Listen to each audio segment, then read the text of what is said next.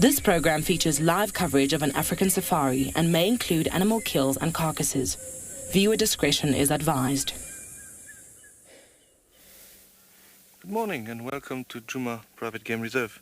We are currently at Kalahari Dam. There's a little hippo in the dam and it is cloudy here.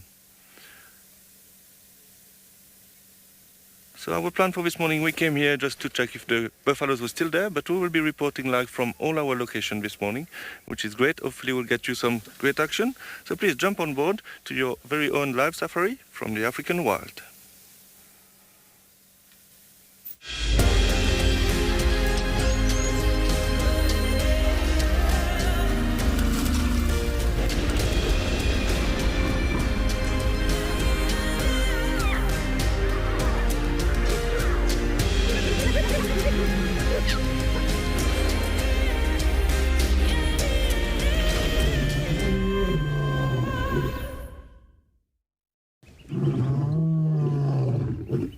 We are still sitting at Kalahari Dam. As you can see, there's a slight rain happening here. It is quite cloudy, and this hippo probably came back from a long walk after feeding last night. Yesterday afternoon we saw a big herd of buffalo here, so I will check around here if there's anything happening.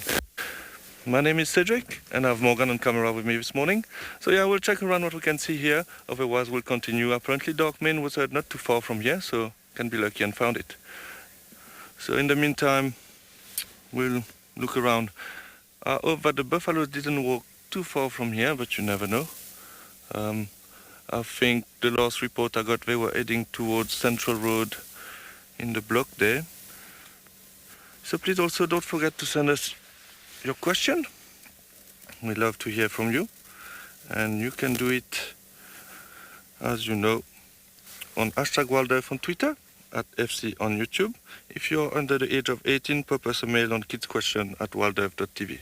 You can also register on our website, head over to the live safari page, and you can submit your question there. Yeah, I started the show yesterday as well in the same spot. So if I have to start the show tomorrow, I will try to find another spot. But it was always good to come check here, because apparently dark mane was around here, the buffalo was around here, so it's a good way to start.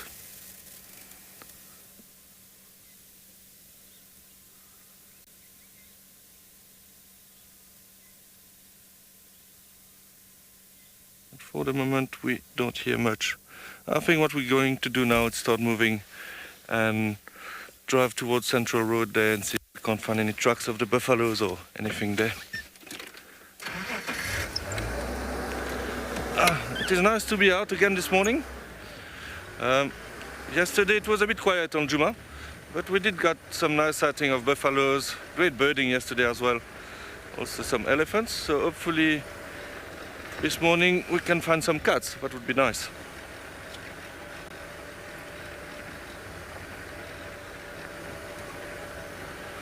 So it is a bit cloudy here, but let's see what is the weather at all our locations.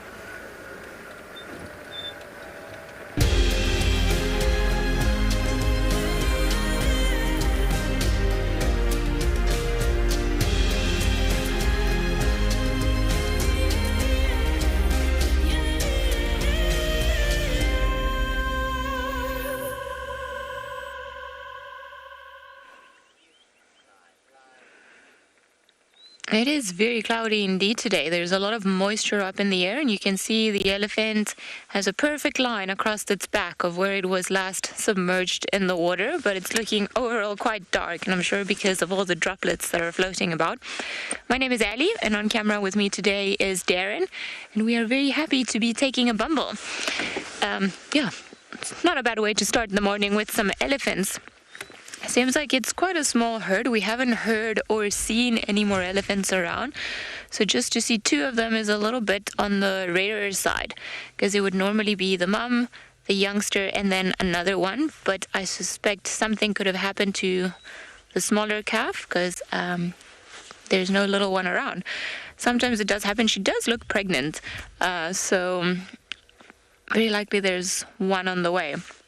And they've just carried on about their day. As we bumped into them, they've just been feeding on some grass and some branches of trees, really. She actually even kind of pushed down a whole tree, and then thankfully the tree sprung back up. So if you're ever driving around in the wild and then you see certain trees that are leaning in a funny direction, not always the wind, elephants also have a way of reshaping the environment around us. It's also one of the reasons why they call them ecosystem engineers. They're looking pretty, almost like sleepy this morning. I think it's, when the weather is like this and you just want to stay tucked in bed, I think it's pretty much the same for they just take it at an easier pace. And she's been eating a bunch of different things. I don't think she's found anything that's quite to her taste, because she's gone from the grass to a semi-dead acacia tree to the branches of some bush willows, and I think now she's onto more grass. Who knows, maybe the buffet around here is just not good enough. I suspect she'll... Oh, are you going to break that little tree? You see how she wrapped her trunk and her tusk around it, and then she pushed forward. There we go. And then she created tension that way, and then she managed to pull it off. Judy, I agree. It's such a pleasure to start the day with elephants. We haven't seen, well, I know Cedric had some of them yesterday. I haven't seen too many elephants since I've returned to Djuma. So it's actually quite wonderful to be able to spend some time with them. They are very interesting animals to watch. I would say, we always have the competition, which one's more interesting, lion or a leopard. It's the endless game. But with elephants, I think you always have a better chance of catching them doing something, more so than lions or leopards, because, if they're in a herd, then the little ones are around, they're playing, they're always eating, there's always something to talk about, or always something that you can see when they're doing things. And then as long as you can read their behavior, then they're actually perfectly safe to watch. In this case, when you guys saw her put up her trunk, she was sniffing for something. I don't think necessarily us. Maybe she's picking up something in the weather. Maybe the rest of the herd of elephants is further away, and she's just walking a little bit slower. Maybe she got a whiff of, one of the cats that we're looking for, but nothing that really bothered her all that much. And I think that bush willow must be the treat of the day, because she has not stopped eating it. So you see they've got their molars right back up at their mouth, so not in the front like what we would do, and then that's where she's chewing. And it's quite funny. It's almost, almost like eating a hot dog sideways, or a corn of cob, like in the movies where it goes one in one side and then it comes out the other side clean, like the cartoons used to display. Who knows, maybe they got inspiration from watching African elephants eat. I'm sure these guys are waiting for the rainy season, because as soon as it comes, especially, I'm sure you've seen around, there are a lot of fire breaks that have been burnt, a lot of burnt areas. As soon as the first rains come, and even sometimes if there's enough condensation, then you'll see brand new shoots of grass, and then all the creatures, the elephants, the zebras, the wildebeest, the buffalo, they love going into those areas, because then it's much more palatable than everything we're looking at here. Well, we're coming to the end of the dry season, so the options are starting to become limited, and I suspect they also taste dustier than what they did a couple of weeks ago.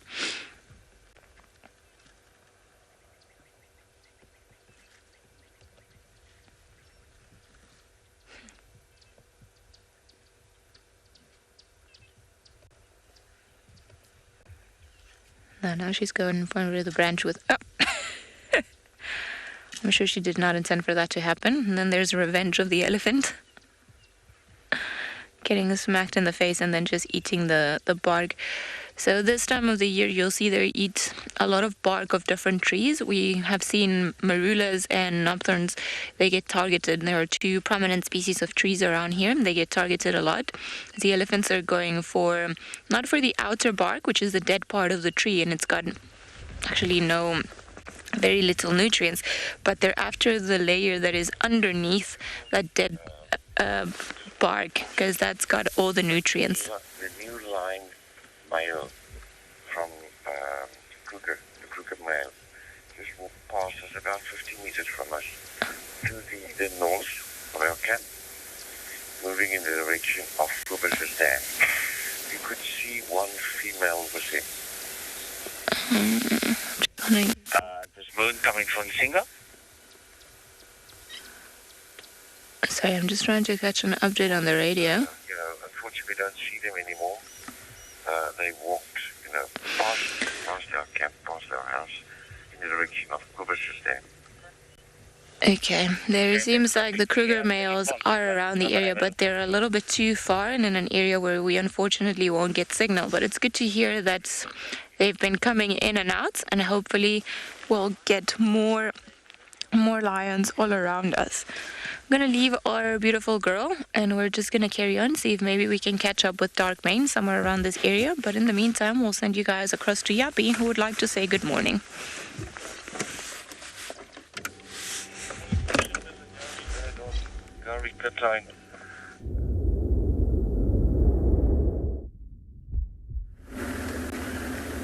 Good morning and welcome to andBeyond in Ngala, where this morning we are setting out to go look for anything we can find, really.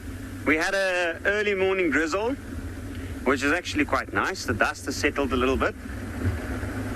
And it's also not that cold because of that. The cloud cover is providing a little bit of insulation. So we're going to head up to the eastern part of the reserves, or to the reserve, and see if we might pick up on any tracks of a pack of wild dogs that's been in the area yesterday. Now, I'm Yapi. Behind the camera, we've got Yuan, and we'll make our way around the watering holes in the eastern part of the reserve. And I'm pretty sure we might find something good this morning.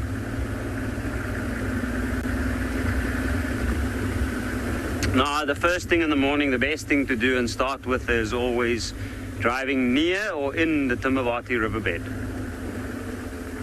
There's always a lot happening near the river, and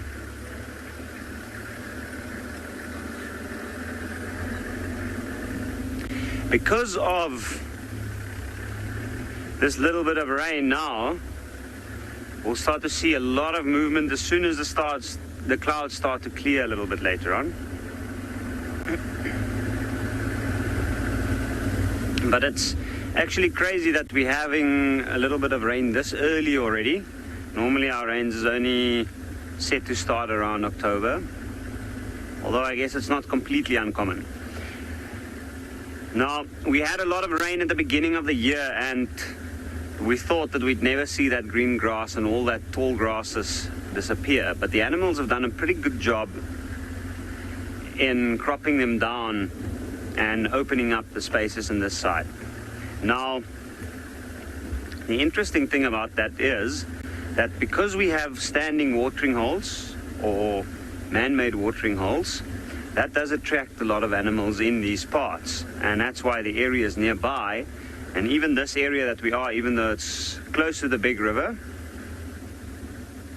you can see some greenery there indicating the tree line on the river's edge.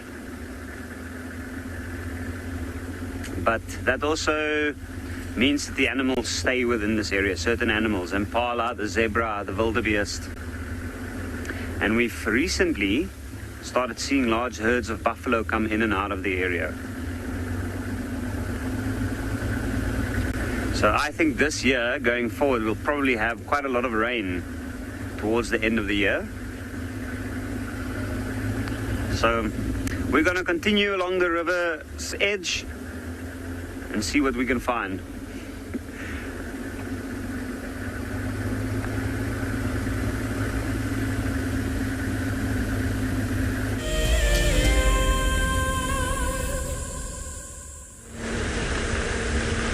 Is that rain in the distance?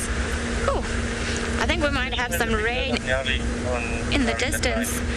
Just all the way in front of us, going down and then all the way up towards the direction of the Kruger. So I think I'm actually going to take the first road and turn around and go somewhere else. Okay.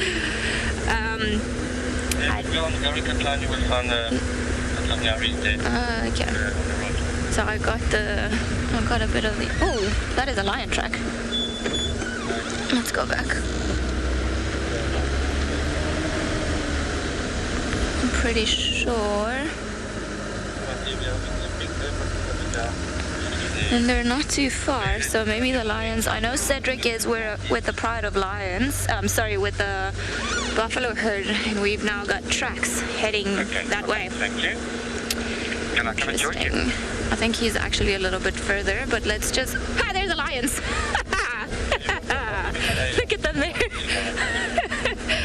I mean, who knew they're sitting out in the open, and we find them first by looking at their tracks. Okay, hi guys. Just gonna have to put this on the radio. Stations located Sabi and Ngala on the fire break just south of the junction with Gallagher. Well, hello. We've been desperately looking for you guys, and the buffalo are not far away, and the weather is perfect. So hopefully we'll see some action. I mean, just let's not get too... And they're slowly moving, and they're all very quiet, except this boy here at the back. So let's just try and follow them for a little bit, see what they get up to. As we were discussing yesterday, the weather affects the animals' movements quite a lot in what they do. And because today the weather is not great for us as humans, because we don't love it, it's actually very good for them to carry on moving.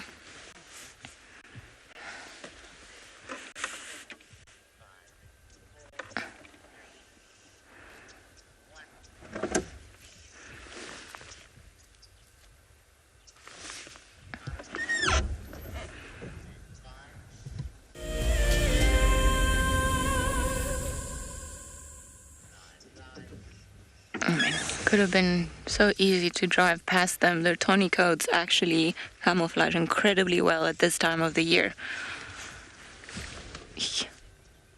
This is one of those funny finds. If we're having our nose stuck onto the ground looking for tracks, we almost miss the actual animal. It does happen sometimes. I don't think the people that taught me to track would be too impressed with that move. But at least, I still passed the assessment. Let's just carry on forth. I just want to make sure that people heard me. I know everyone's been looking for prides of lions the last couple of days, and the radio has been a little bit on and off.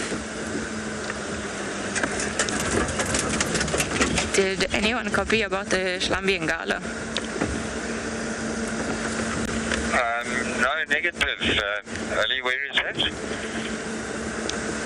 I've just found them. They're slowly mobile east.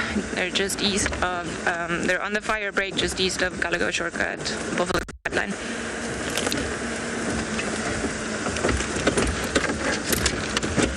Copied. I'm going to come up and join you there if I can, Ali. Copy, more than welcome to. They're all walking now on the fire break.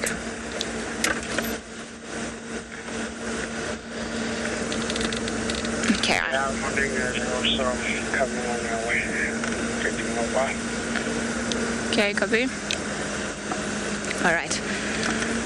I suspect these are the Talamatis. It's the pride of lions that we've been seeing around this particular spot of the property for sort of the last couple of months. I know, what is that running there? Some impala perhaps in the far away distance.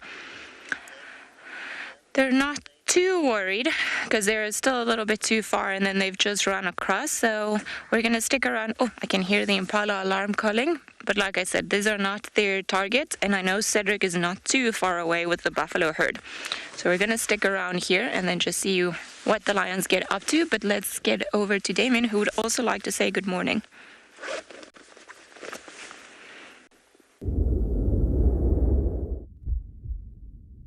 Good morning from andBeyond Phinda Private Game Reserve. We've come out into the open grasslands on the far southwest of the reserve in search of a pride of lions. And along the way, we came across this absolutely magnificent scene. A group of giraffe busy walking along a ridge line, feeding slowly as they go. My name's Damon. Behind the camera this morning is Owen. And we're very excited to come and search for this pride of lions. Apparently last night they were seen somewhere down in the valley off to our left. And so we actually came here to stop and scan use our binoculars to see if we can try and spot the lions from somewhere near to where they were left last night. Oh, look at that giraffe on the left, everybody. Look, do you see it? It just bent down and picked something up. I don't know how... Oh, there's a young male busy sniffing her rear end. No doubt testing to see if she's an estrus. But the giraffe on the far left, the female, look at how she's now walking, kind of holding her head high. I don't know if you can see her mouth. It's ajar, and it looks like she's rolling a jawbreaker around in her mouth. She's picked up a bone. And I'm sure that some of you would have seen this kind of behavior before from giraffes, so they pick up bones and then chew on them or roll them around in their mouths. Just to get that extra bit of those extra minerals in their diet, phosphorus, calcium. See, both of these young male giraffe are quite interested in her. They keep going towards her rear end and sniffing there. Like we said, no doubt checking to see if she's coming into estrus. We're wanting to smell her. Oh, look at the female with the bone in her mouth. She keeps throwing her head around, trying to get that bone across her, or keep it in her mouth, thus swallowing it, but also trying to roll it around so that you can try and get the maximum amount of minerals from it. Obviously, not too interested in the attentions of the male who's following her. See how he's not really that... He's a pretty similar size to her, so that's why I'm saying he's still quite a young male. A big mature male would be quite a bit, well, yeah, noticeably bigger than her. Have a look at his horns, they're still quite thin. Haven't quite developed the very pronounced bald patch on the top. But he seems to be hopeful. There's the bone sticking out of her mouth. Did you see that? Yo, and now he's even rubbing his head against the side of her back legs. But yeah, she couldn't look less interested. She's just content to have her... I couldn't see if it was a rib bone or... It looked like quite a thin bone or quite a long bone. So maybe a broken off rib. She's walking with her, like holding her head high. It's almost like she's turning her nose up at him and walking away. I'm not interested in you. But no, obviously it's just purely based on her behavior with the bone.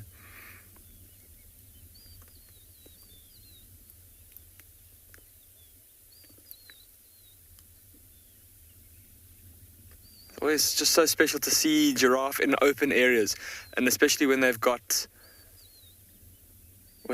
up on a ridge like this, and you can see them silhouetted against the sky. So just while we've been sitting here, I've been using my binoculars and scanning, and obviously that's something that these giraffe would be doing as they walk with those long necks, using their height advantage and their really good eyesight to scan for potential danger. And off to the left, I've managed to spot the lions we're looking for. They're all resting in an open clearing, quite far away from here. So I don't know if we'll be able to show you them with the camera for now, but we'll definitely head down there. Here we go, Owen's going to give it a go. Right, so down there in the bottom of the valley, can you see those two prominent grey trees? And there's a patch of earth there. Yep, Owen knew exactly where to go. There are the lions lying in the open. That's super exciting. So we're going to leave the giraffe now, with them slowly kind of making their way along the ridgeline. We're going to go see if we can't get a better view of those lions for you.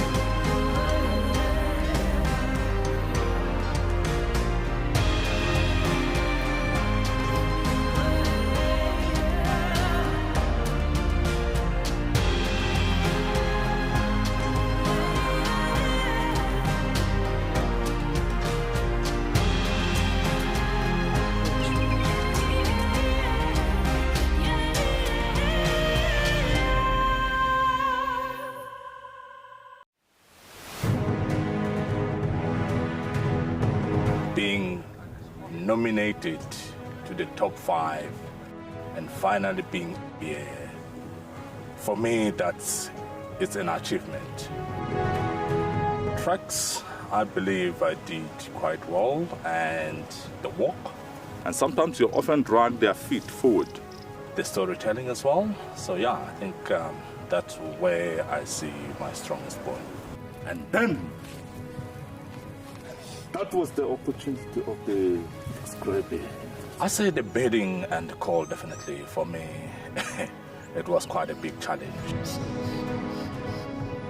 Guiding is not all about the award that we have had, but sharing the experience and continue to do what we have passion and love.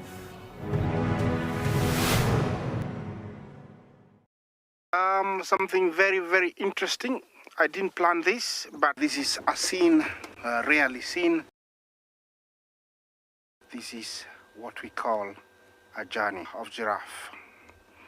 So beautiful.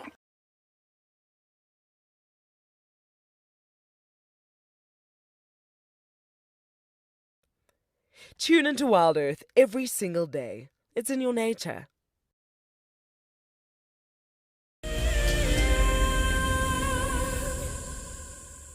Ah, look at that. How cute is that?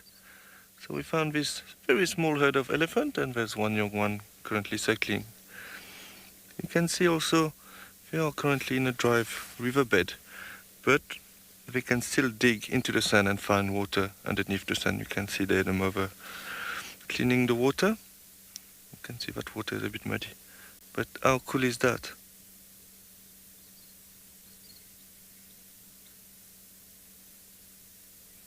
So basically this young elephant is lying down and circling from underneath, obviously. So it is a better start this morning. On our side we did find the buffaloes. We're currently moving east from Curry Cut Line, but there's no signal unfortunately there. So what we are doing is looking around the eastern part of Djuma, and hopefully the buffaloes will move a bit further from that area, but we can see them.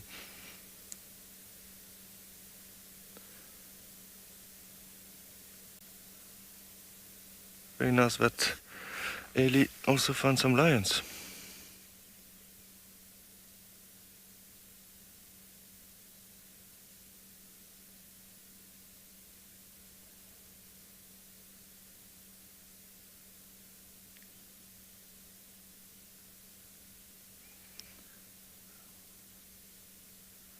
So what that mother is doing now, she's removing the dirty water on top to get to the clean water. Obviously they will use their trunk to bring the water to their mouth. We can see now the water is getting a bit cleaner and cleaner.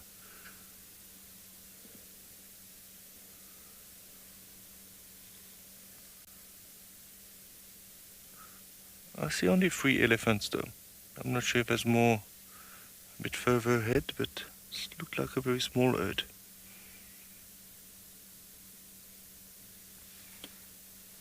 You can see the trunk on the young one going on the forehead there. Obviously they don't use their trunk when they suckle.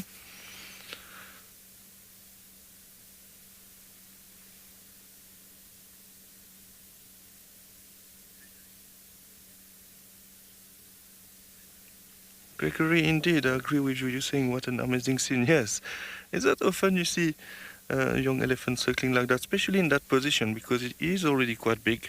So it's currently lying down in the sand and getting some milk there.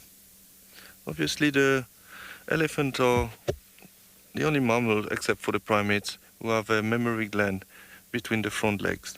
For the antelopes it will be between the back legs, well, next to the belly. But for the elephant, it is between the front leg.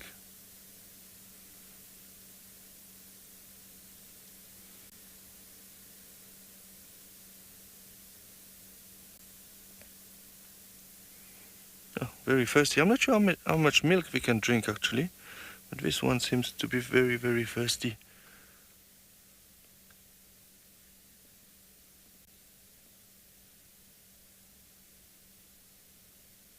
We've located this is 8 male Ngala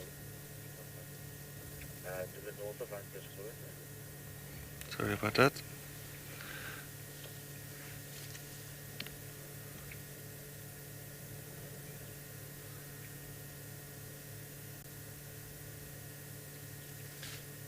It's quite nice to have a setting, but there's a few things happening at the same time. This cow is cleaning the water to get some water. The young is drinking milk. Very nice. Okay, so we will sit here and see what happens. If they move off, we will move off as well. In the meantime, we'll send you to Ali with the lions.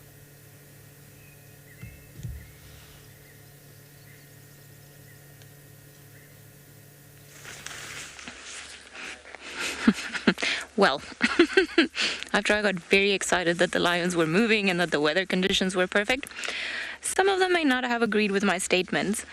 Seems, well, they've probably been walking quite a fair distance overnight because they were in Manileti yesterday, not too sure how far in. But now they've just come all the way back. And as I said, Cedric had a buffalo herd not too far, so I have a suspicion that these guys might just be trailing the buffalo. It can be a long affair, but good thing is the day is just starting and we've got this drive and another drive, so many things can happen even if they take a casual nap for the time being. I've counted around and I think we've got 7 adult lions, if I'm not mistaken, because from where we've repositioned to park, then we've seen a few more, but then they keep moving, so it's hard to count them when there are a lot of trees in the way. But potentially 7 or 8 of them are around here. 2 young boys is what I can see, and I also saw the old female, or what seems to be like the older female around here. And I think they had all the intentions of going hunting, because when we first bumped into them and you saw they got up and started moving, but then the impala started pretty much making a racket when they saw them, so there was a lot of alarm the way that they go, and it was incessant. Okay, I see some more lions moving, so we may have 8, 9. Oh, are you guys all here? So we've got 4 that are in the open, and I can see 1, 2, 3, 4 more that are slowly going to start coming into our screen because they've just decided now to get up and moving. So hopefully they'll come and greet these guys. It's always wonderful when lions, they get this, it's almost like a separation anxiety. And when they meet again and then they greet just to reinforce their bonds as a family, then there's always this head rubbing, and it's quite beautiful to watch. There's a vehicle approaching that she's looking at. As I know, it's a lot of people have been looking for a pride of lions the last couple of days. And I wonder where Darkmane is. I'm sure he's not too far, and maybe he got lucky and then he pulled them back with his roaring, because Darren mentioned he heard them roar last night. I was apparently too fast asleep to hear them, so. Oh, it is starting to rain a little bit. Getting a bit of a drizzle now. Not too bad. We're ready. We got lions. Not that they seem too bothered, and they seem they've had a meal of sorts, because none of them are looking too skinny. I mean, at least this boy, Eon. At least this boy doesn't. So yeah, it seems like overall 8 lions. Can't count more of them. And it's quite interesting. They might just do a walk by us.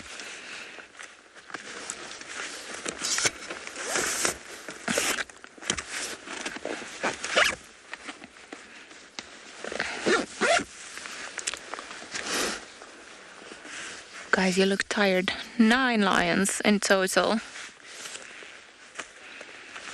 Oh, seems like today might be a good cat day, so let's head over to Damien, who's also had some cat luck.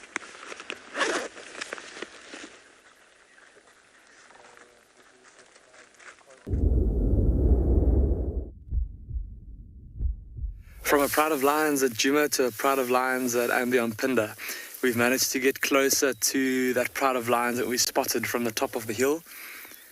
And as luck would have it, they're lying in the middle of the road.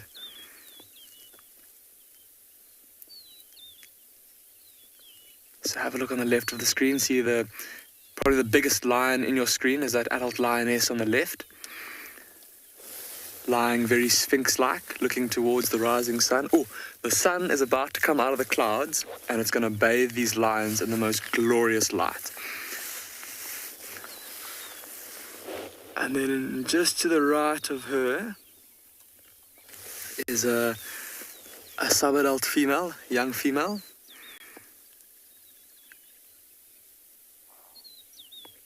I don't know if you can hear that snorting sound in the background. I'm going to keep quiet for a second.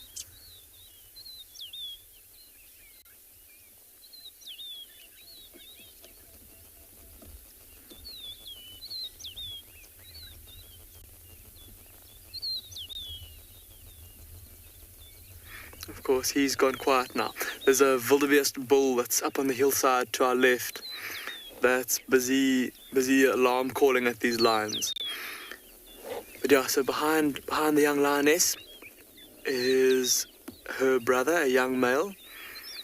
Look at the tufts of hair starting to grow down the back of his neck and around his cheeks. Starting to grow a bit of a mane. And then to the right of him is another young male. Julia, you remarking that more lions for the morning? It certainly sounds like Ali's had quite a bit of luck over there at Djuma with some lions, and yeah, like she said, it seems like it's going to be a lion-filled morning. There we go, the sun has come through, and look at that glorious light. The young female in front of us, look how she's starting to groom the underside of her paw there. Cleaning bits of dirt out from in between her toes. Now onto the back paw.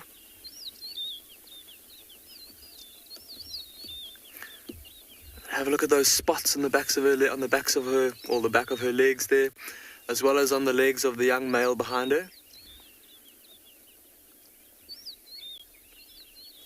And compared to the lioness to their left, possibly their mother, and see how her spots on the back of her legs are quite faded, so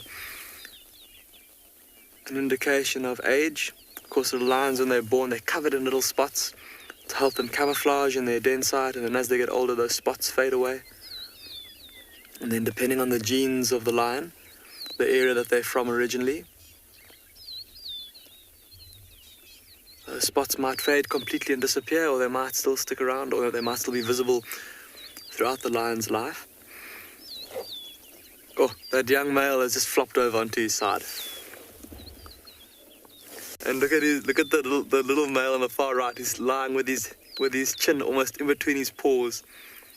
How cute is that? It's like he doesn't want to move. He's got his little spot, and he doesn't want to move too much. There's been quite a bit of fog or mist hanging in the air, so the ground is quite wet. And it's almost like he's got his little dry patch that his body has made. He's obviously been transferring all of his body heat onto the ground, and now he doesn't want to move from that spot. It's quite a chilly morning, and with the cooler temperatures, just looking at the lioness, sorry, I didn't mention there was a lioness that walked right past us a bit earlier, and she was lying with the rest of the lions. She's now lying behind us, keeping an eye on us. I think just with watching her when she walked past us, looking at her belly, we were just discussing how she had quite a prominent fold of skin under her tummy. And some of you may have seen that fold of skin on lions before. Some of you may have seen a lion that's gorged itself before when it's eaten, and it looks like it's swallowed a beach ball. And that fold of skin is, of course, there to help accommodate the expanding of the belly.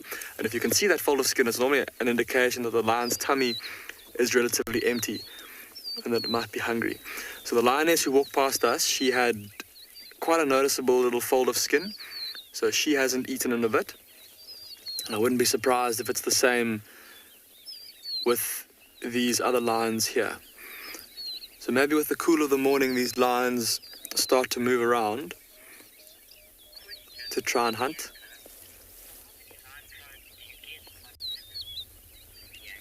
Bianca, you're asking how many lion prides we have on Phinda. Bianca, we have 3. So there's this pride, which live kind of in the far south and the west of the reserve, basically everywhere south of the Ubombo Mountains. Those mountains you can see in the background there. And most of their habit, or most of their territory, looks much like this around us here, open grassland. Then there's a pride kind of in the central parts of the reserve, the area around Mountain Lodge, into the mountains of the west, and even up onto the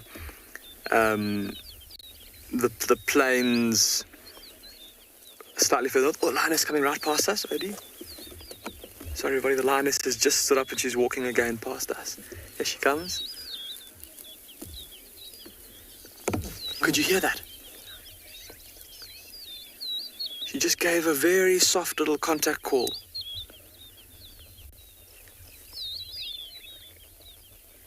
And this is the one earlier that I said there seemed to be a little bit of a fold of skin under her belly. She definitely seems to be a lot more restless than the other lions.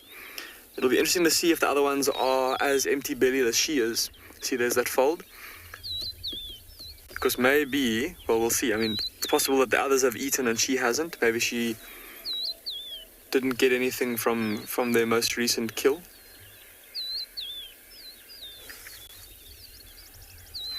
But sorry, to continue answering your question, Bianca, there's another, like I said, another pride of lionesses that lives kind of in the central parts of the reserve. Most of their habitat is kind of mountainous woodland, a couple of open grassy plain-like sections, and then in the far north of the reserve there's a third pride, and they've got quite a varied territory. Their territory encompasses open grassland, sandfelt woodland, and sand forest.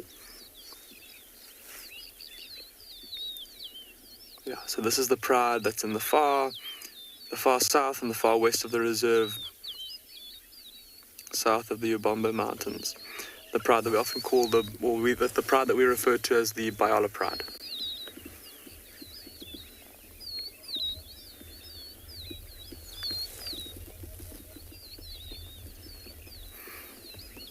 And there is, we can see 5 lions in front of us here. There is another youngster that I'm sure is somewhere nearby, as well as another lioness. And then of course the big male, who was apparently seen further west from here last night. But Owen and I are definitely going to spend a bit more time here with these lions and see what they get up to.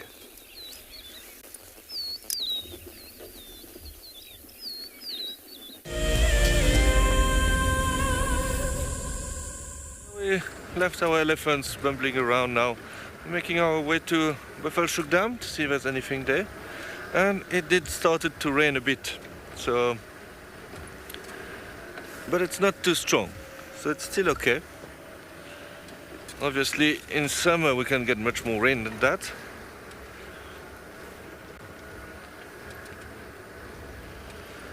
Now it's just a little drizzle, which is quite nice as well for the predators. They might be active a bit longer today.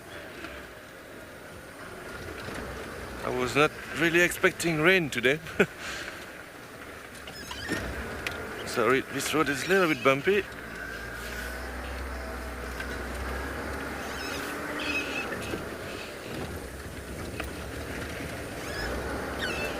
I think what we will do now, check Buffelshoek Dam, then drive towards Buffelshoek Cut Line and then Cheetah Cut Line to do quite a loop around the property. But hopefully there will be something at Buffelshoek Dam.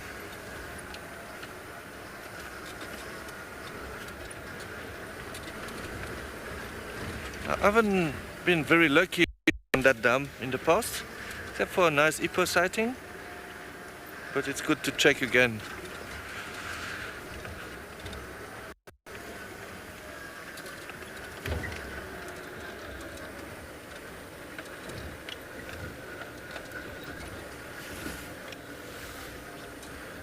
I didn't see any trucks or anything. Every time I come here I hope seeing lions lying on the wall, but no.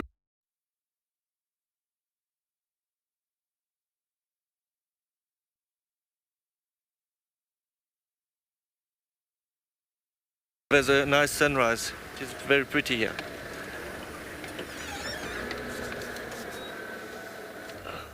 can see there's one hippo, I think. Yeah. There we go.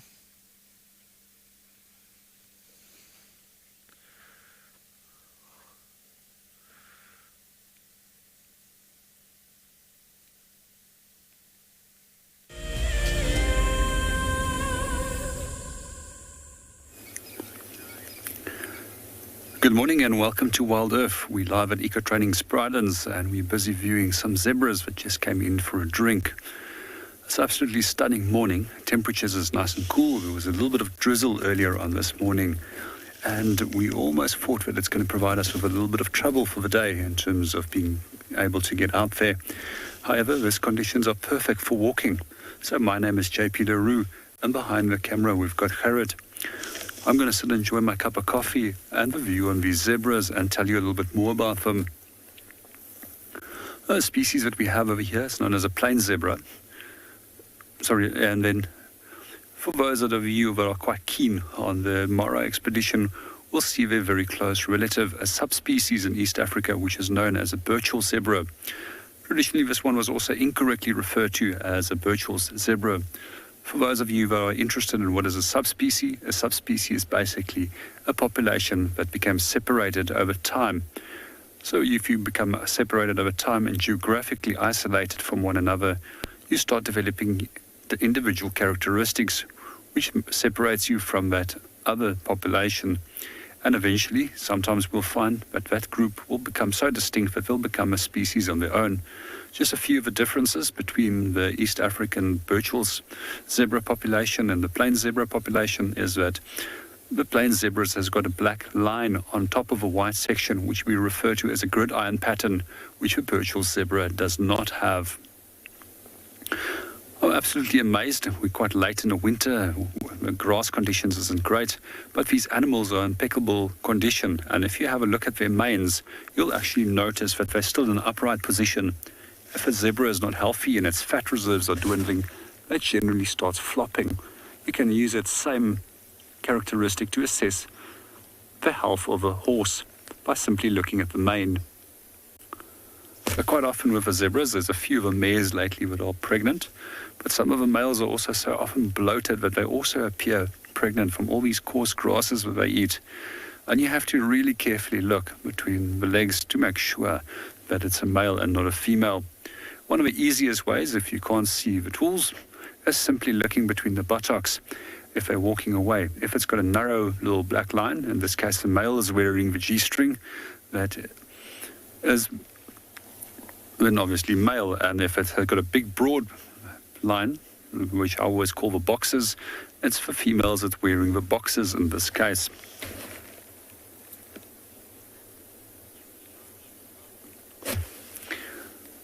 Well, we're going to enjoy our cup of coffee and the surrounding views on the dam for a little bit longer, and then we're going to start moving out. Let's go and see what Yapi is up to.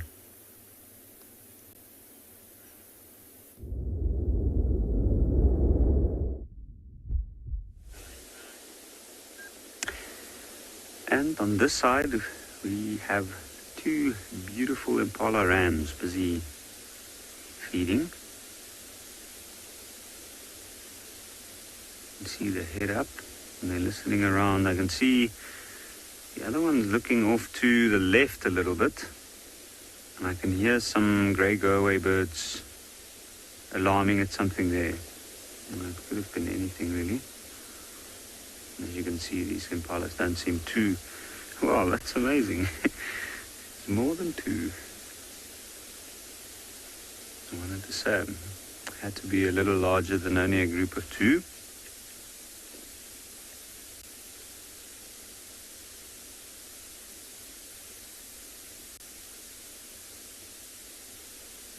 Right on the edge, you can see behind those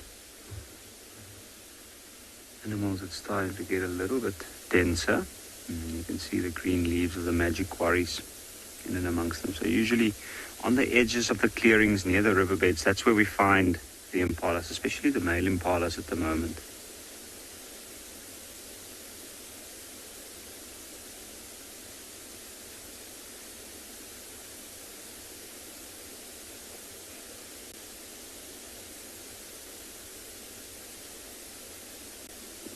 somewhere far off in the distance, there's a low sound of a lion roaring. But it's not really affecting these impalas too much. You can see they are paying attention. That one's ears going around. Now something's drawn its attention.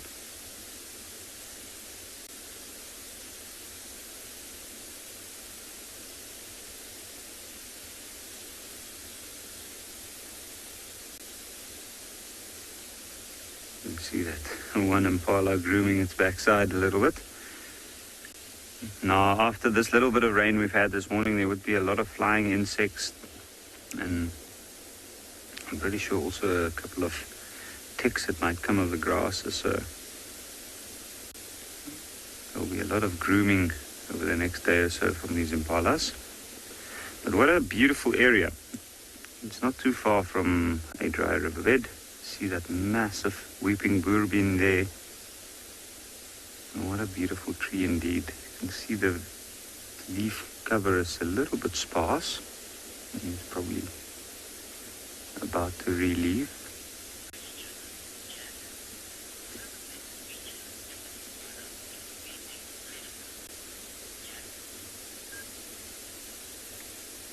Jack, I think if I got your question correctly, what are the best features about a impala when it is expecting a predator?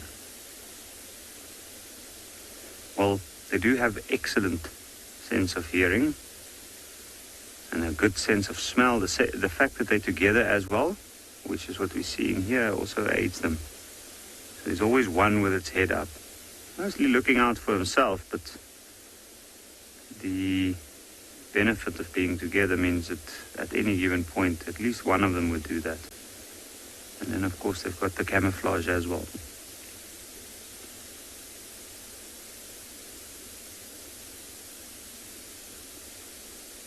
You can see there's a lot of scratching and grooming going on behind the ears, the tough to reach areas.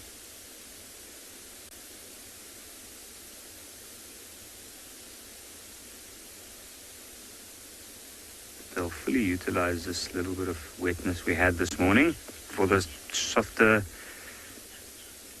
little bit of green that's in between. Leslie, what antelopes do we see on Ngala? We have quite a wide variety. In this part of the Lowveld is a wide variety in general. But the most numerous will more than likely be the impala. And then we also see quite a lot of wildebeest. We see waterbuck. And lately, now that it's not as dense anymore, we've been seeing a lot of duiker, common duiker, or steenbok as well. In fact, the other day I saw a steenbok drinking, which is something that's quite rare. It's not something that I've ever seen before, actually. And they're usually quite water independent. Occasionally, we'll have the more fancy antelopes walk into the reserve, like sable. I don't know of any roan that's been recorded here, or eland. But at least in my time here, I have not seen any of those.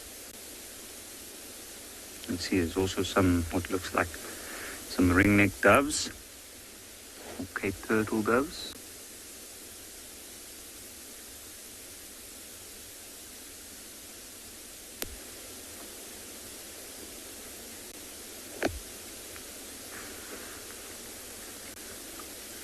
We usually find them in pairs like this early mornings, either on the road or an open spot like this.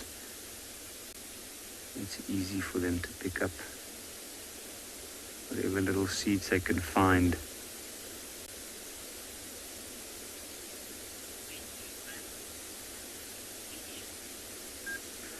But while I think we might leave this very peaceful scene here near the banks of the Timbavati and continue along to a watering hole to see if anything might come down to come and have a drink.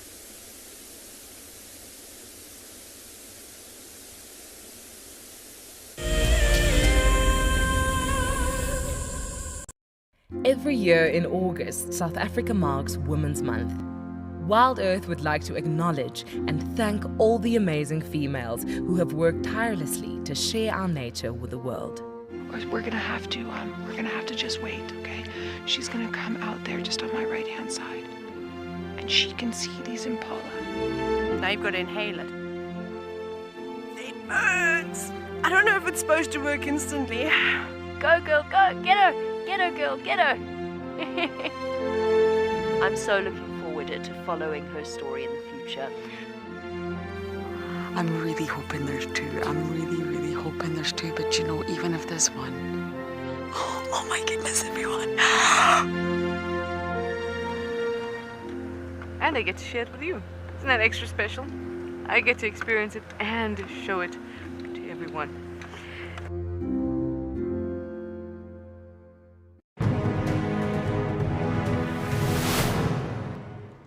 We got there. He had probably moved a couple of 100 meters down the river and was about 10 meters from this causeway. So I radioed the lodge quickly and just asked them to bring a land cruiser around and some tow straps. So we thought we were going to try be heroes and save this giraffe. And now a big bull, probably over a ton. He's a big unit. I got the tow strap one side of the giraffe and managed to get it around him with the boat, and the other edge of the tow strap obviously back onto the bank. So we made this U around him because he was lying quite close to the bank. And we put that land cruiser in low range and we just gave it hell and pulled that giraffe, and the tow strap slipped up and we thought, oh no, it's going to slip off the top of the head, and it caught on his Aussie cones at the top. And that last 10 meters pulled him out onto the bank, and he battled. He was obviously quite weak and all that.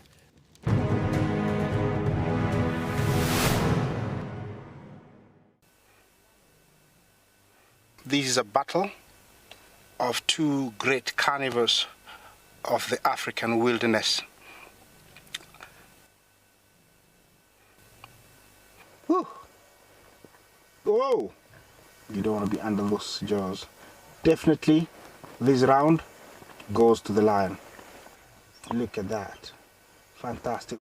Expect the unexpected here on WildEarth daily.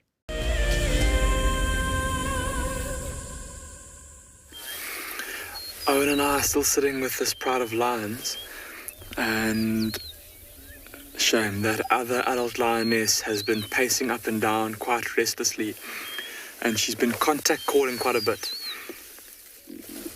Remember I said that there was one of the youngsters that was missing that we couldn't see? There's that the smallest youngster there on the screen, the one on the far right and further back. Now that youngster has a male sibling that we haven't seen since we arrived here. And the direction that the lioness has been walking in is kind of back towards where the lion pride was left last night. So it might be that, this missing cub has maybe been left behind. It might be that it was left behind on a smaller carcass that it managed to get a larger piece of and kind of took it off to feed on it by itself. But the lioness seems to be quite restless. Like I said, she's been contact calling, she's been pacing up and down. She comes back to the lion, or the rest of her family here, and kind of rubs her head against their head and then moves off again, almost like she's trying to rally them, trying to get them to get up and go, come and help her find her missing little one. And she almost managed to get them going.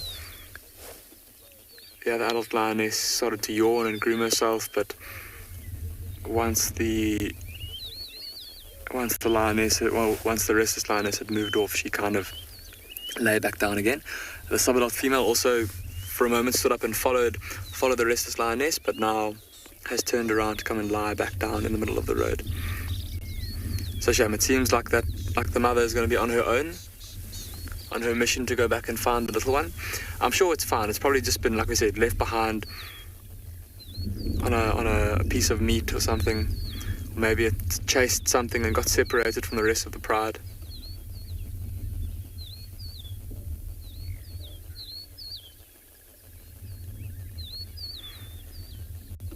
And like we said, that lioness was contact calling, making this little contact call.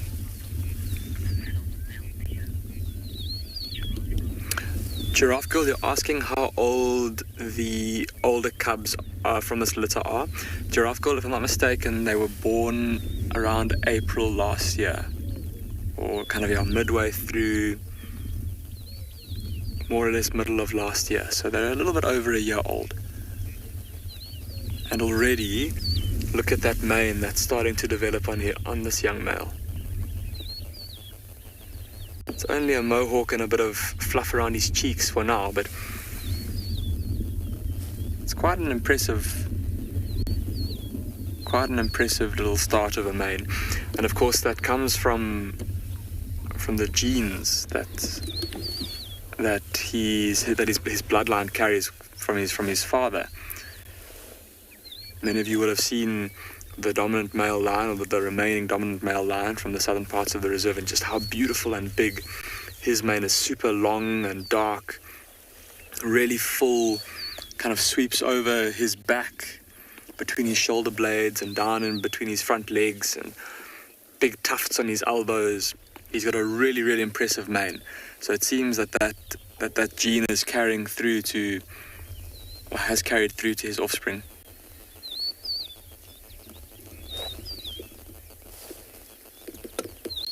But yeah, so we're talking about how this lioness is going to go about finding her little one. She said she was contact calling, so as she's walking, she'll be making those little soft, well, to our ears they sound soft. We were just discussing how, even though the sound is soft, it's a really powerful sound. You feel that sound kind of punching you in the chest every time she makes it. And there's quite a bit of the sound that is below our range of hearing. And that, even though it's very soft, the sound will travel quite far. So that cub should be able to hear her calling and then respond to her. And I'm sure it's going to be overjoyed to see her. Come running up to her, rub up against her. Oh, and if she brings it back here to the rest of the family, it's going to be super, super fun to watch. A big family reunion. I've just been watching this adult lioness though. She's been looking she's still got that kind of like sphinx pose like we were talking about earlier. And she's still staring off to the right, and even the older young male is looking in that direction too. And there's quite a couple of herds of impala, one or two wildebeest on the other side of the ravine. I think a bit far for them to attempt to hunt from here, because there's not much cover between them and the prey species.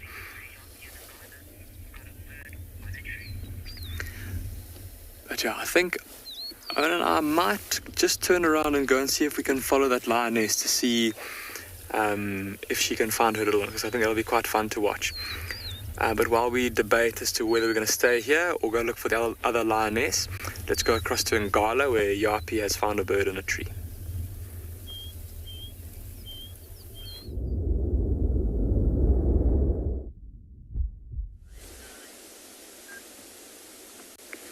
And here we have a regular visitor to this particular area.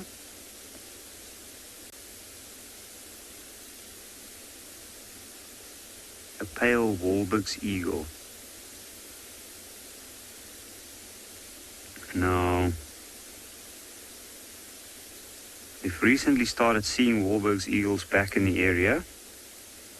I've only seen a couple, but I've noticed the other day that this pair, which comes here regularly, this is at least the third year now that I've seen them here.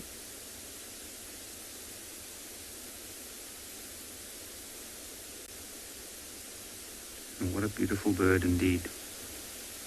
The mate of this one is a dark brown one, and then this one is a much paler morph. You can see the chest and the head.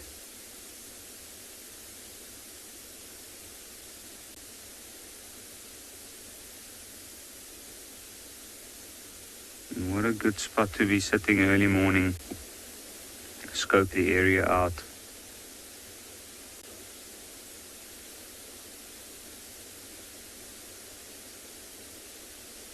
See, looking in all different directions to try and see if there might be anything nearby, but it's also got its feathers kind of puffed up.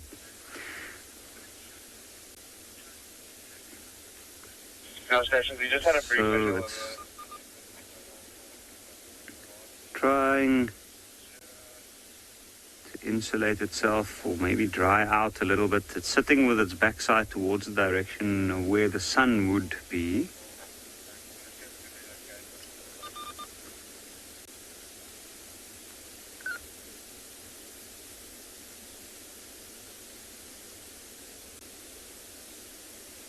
They used to have a nest in one of these trees nearby. What's interesting with the Wahlberg's eagle is they do come back often to use the same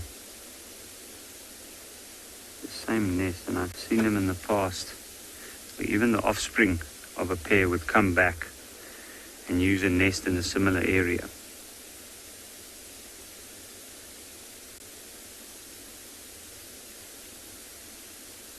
It's not too far away from a watering hole.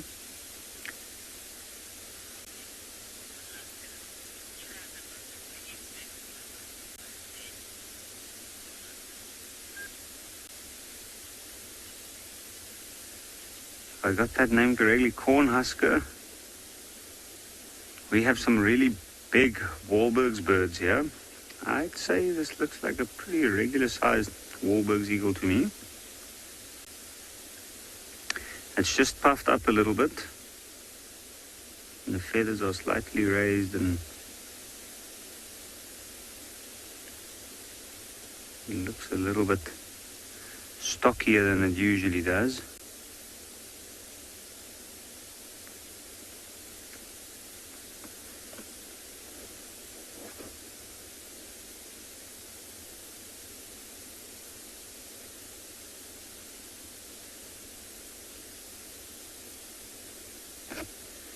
And see, now it's starting to groom a little bit.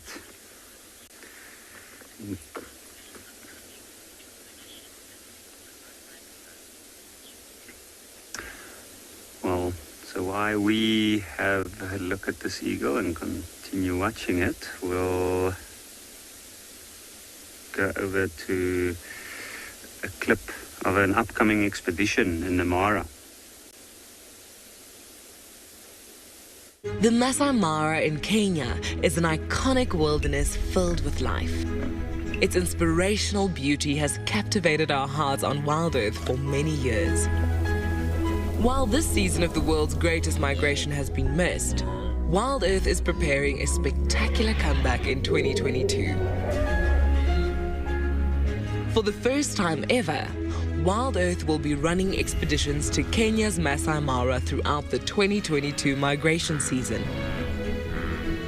Hosted by David Githu and Isaac Rotich, you could be a part of the team that shares the wildebeest migration with the world, live on WildEarth's daily safaris.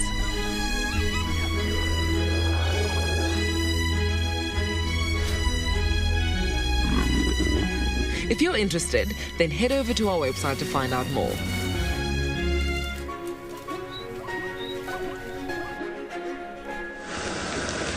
Well, we had to take a bit of a detour. It started raining quite hard, so because we carry a lot of equipment and cables and electrical, I'm going to call them appliances,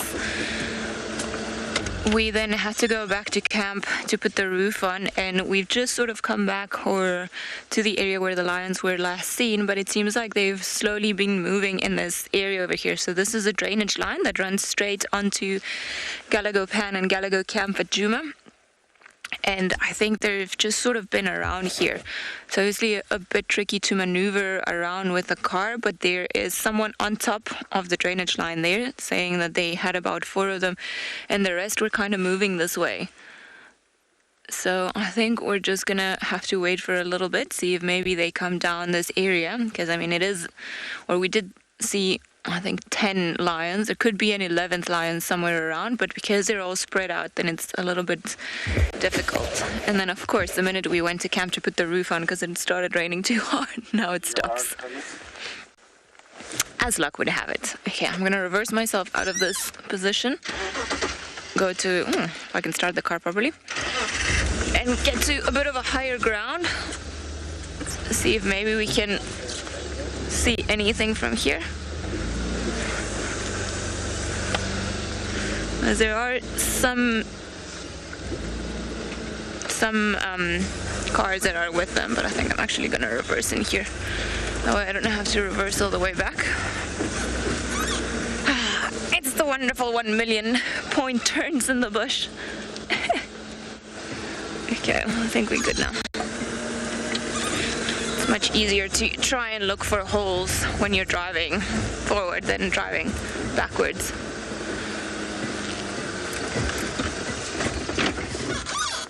Bianca, lions can move around a lot when it's raining, yeah.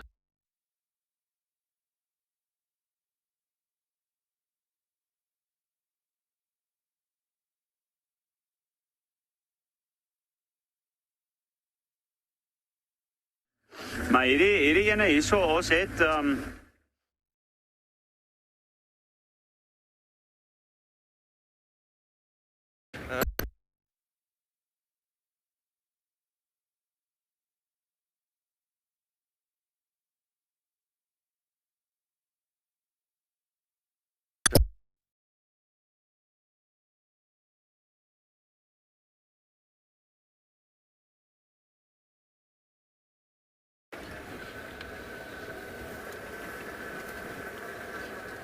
So I think most of the people... So we've left that Wahlberg's eagle and we are heading towards a watering hole to see if there might be something good here. Now, it's been very quiet in these parts this morning. I've seen some tracks of larger animals like elephants heading in this direction. And then I thought I heard some hippos in the distance earlier.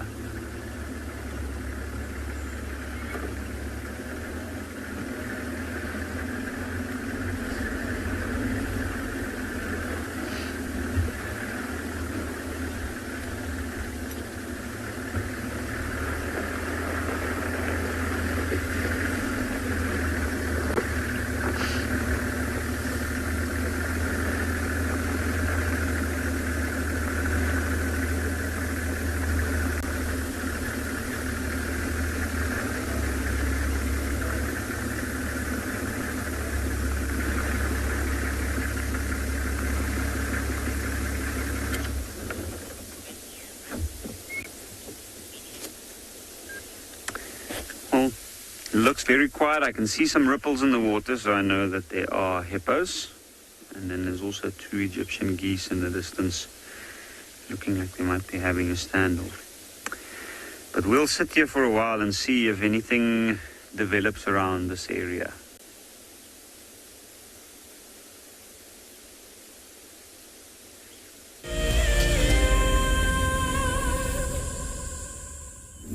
You're back with us at andBeyond Phinda, and Owen and I are still sitting with the Pride of Lions. And good news is that the missing cub appeared out of the long grass from the left-hand side of the vehicle. So it has been lying here the whole time. There it is there, sitting with the bigger male, the bigger sub-adult male. And shame, the lioness went like walking off like we said, presumably contact calling for the missing cub, and suddenly the cub just appeared out of the grass, lay down with its sibling, and then Mom came back. She's not calling anymore, so I think that is, well, I mean, it seems a bit odd that she didn't know that her own cub was close by, but she stopped contact calling, so whatever was causing her to contact call, she seems to, oh look, she's busy digging there. What is she? She's busy digging. She's maybe smelled something there. I wonder if there's a small burrow. Or just something interesting to roll in. That's what it is.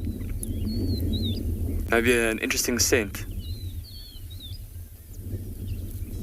And all the cubs are watching her. Look at the cubs, they all got their ears pinned back. Like they're gonna stalk her.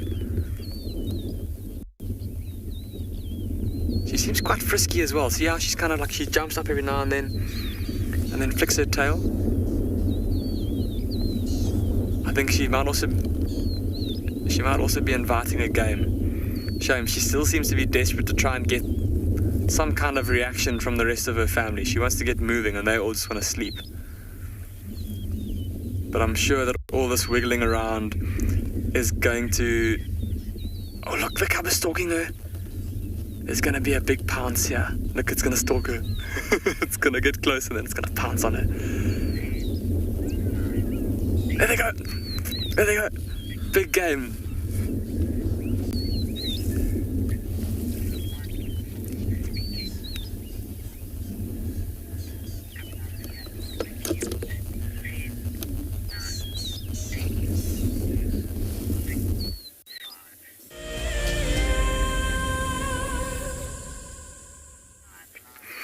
We're still with the lions here at andBeyond Phinda, and good news is that the lioness has come back from her little patrol and the missing cub is here too. And we've been watching how that restless lioness has finally managed to rouse a bit of life from the rest of her family, and they're starting to move around a bit. The other adult lioness is on the move. So I'm sure now the rest of the pride is going to move too. Oh, there's first going to be a big game though.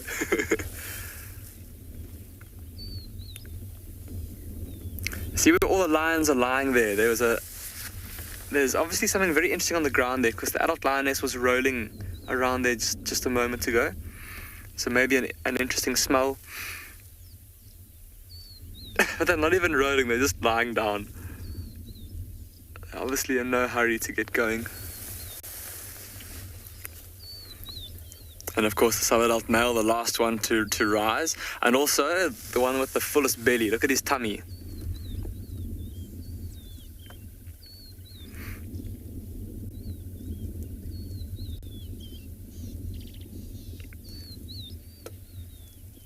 But if both of the adult lionesses are standing and both of them are walking, obviously with them being the adults in the group here and knowing what's best and knowing where and when to go, they'll be the ones that decide when they start moving, and the cubs will have no choice but to follow along. So if both lionesses are up and moving, there's a good chance the rest of the pride is going to move too. Ooh! That cub looking for trouble with one of the adults. Look, she's also digging now. The second lioness is digging on that same spot there. There's obviously an interesting smell there that these lions are finding attractive to roll around in.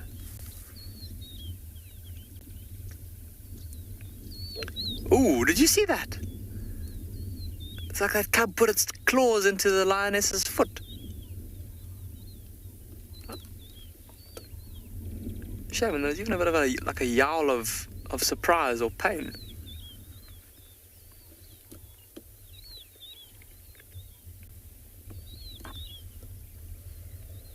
Oh no. Adult lioness lying down again. Just as we thought that they were going to start moving.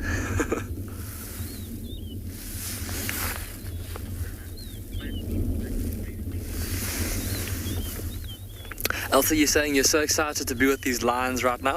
Elsa, there's just something about lions when it's nice and cool early in the morning, when the light is beautiful and they're actually doing something other than sleeping. So often, you know, if you find lions, because they spend so much of their day sleeping, there's a good chance if you find them that they will be doing that. But if they're starting to move around and they start to play and they start to look at each other, pounce on each other, and even just what they're doing now, that lioness in the far right, look at her and how she's looking up onto the hillside of the other side of the little ravine here. So, you know, all these little subtle body language cues. If they're interested in something, it looks like their ears are pricked forward and they're staring across the little valley here. So all of these subtle little things are keeping us in hope that we're going to get to watch these lions move around. Because when lions move, I mean, these big, massive predators that are super opportunistic, with there being so many of them, and with their tummies being relatively empty, they'll definitely, if they find an opportunity to hunt, they'll definitely take it. Or try to take it, at least. So all of those things make this quite an exciting, or a potentially exciting little scene, and that's why we are committing the time to to these lions, to sit here with them and watch and see what they do. And all of that aside, I mean, look at the scenery.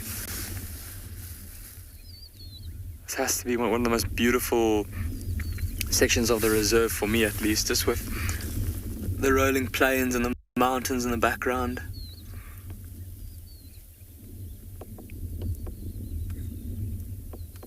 Look at that.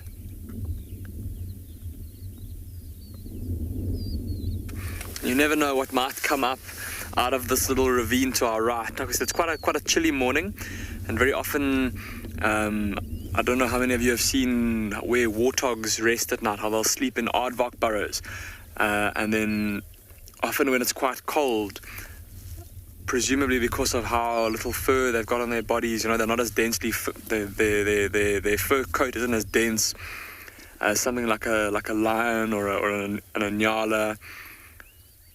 And so they often only kind of come out on a cold morning, a little bit later in the morning when it's a bit warmer. And right about now is when we should start seeing warthogs coming out. This little ravine here will no doubt be full of burrows. So I'm sure that there's a couple of aardvark holes around here that might have warthogs in them. And those warthogs should start to emerge, come out and start foraging. And that's something that these lions will be looking for, to try and hunt.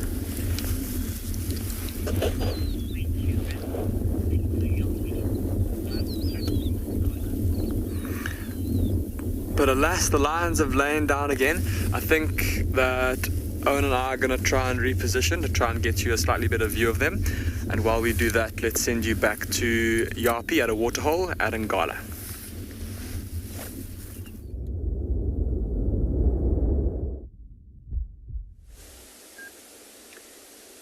And on this side, things are very, very relaxed and quiet.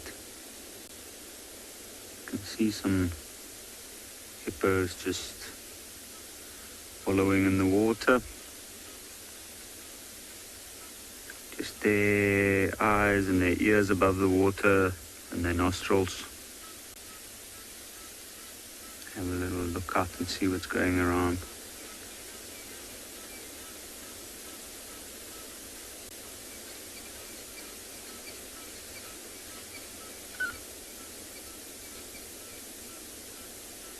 I was talking about it to somebody the other day. It is a very tricky thing to always judge exactly how many hippos there are within a watering hole. With them, or one of them at least, holding their breath at any given time and often being under the water. You don't see all of them at the same time. You see one or two come up. You sometimes miss the fact that it's actually a different hippo coming up. Over here we've only had these few.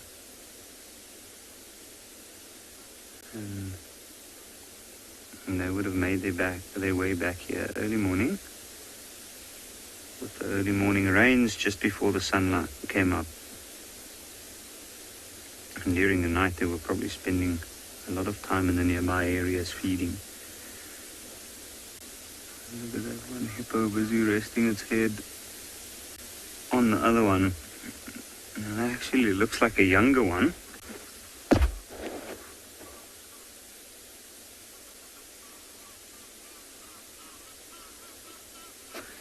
And indeed it is. Which is very, very interesting. Look at the Egyptian geese coming over.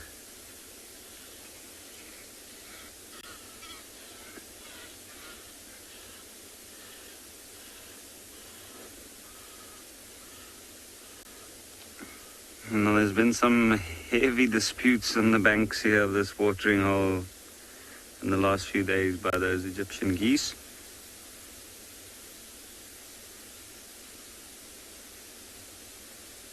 They make a lot of noise, and now that they're off, it's almost as if these hippos are relieved.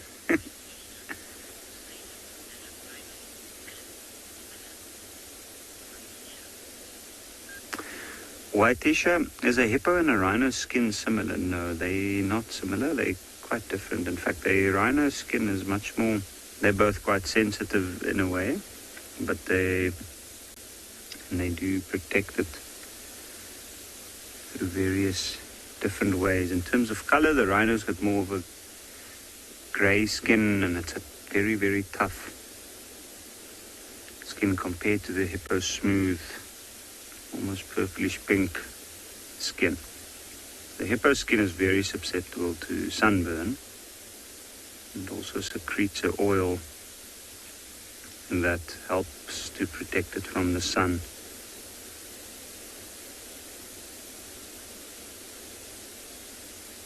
Where the rhino is a land animal, moving out on the land mostly, even though it does use a lot of mud to cool itself down. They both have very, very thick skins.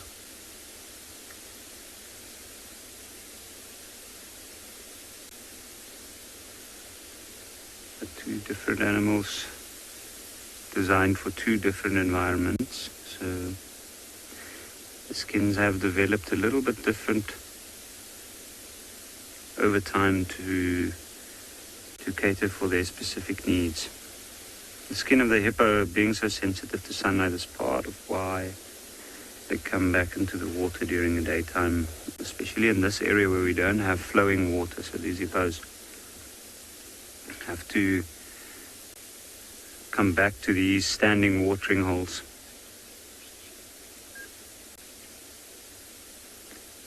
And I think we'll probably leave these hippos in this watering hole and continue our search and see if we might pick up on something else further to the south of the reserve this morning.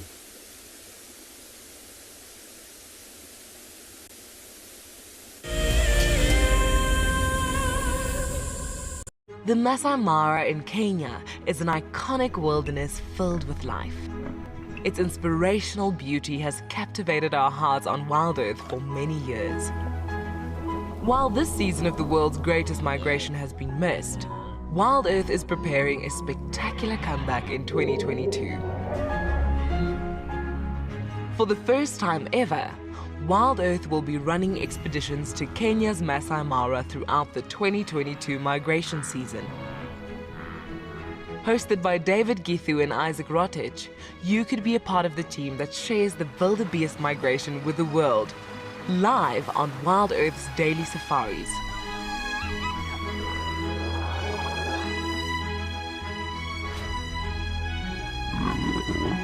If you're interested, then head over to our website to find out more.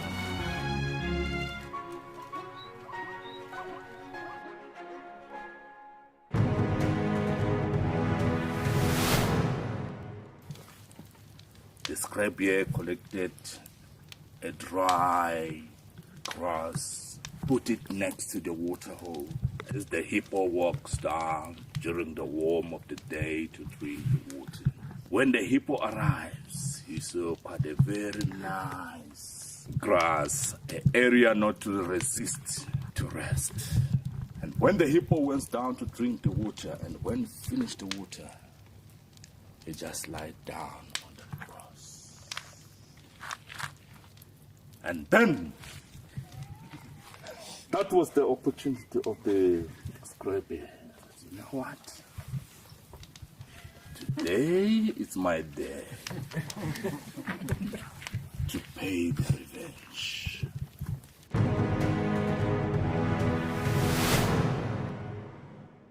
Looks like it's a very difficult climb because every time it tries to climb, the ground is breaking, so it slides down. But it's the only one. Look at that. That is the call of desperation with the cub. It's like, what are you doing, mommy? Oops! Oof! Expect the unexpected here on WildEarth daily.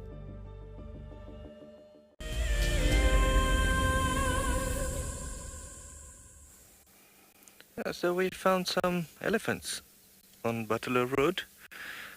We've been with them for a while now, and there's that female at the back, the big one. She doesn't have any tusk. So it's not every day that you see an adult elephant without tusk, unfortunately. She turned her back to us now. it happens sometime that some females doesn't have any tusk. And there's still a young one quite close to us. There's a few of them around. You can see the female walking at the back there. This is the one without any tusk.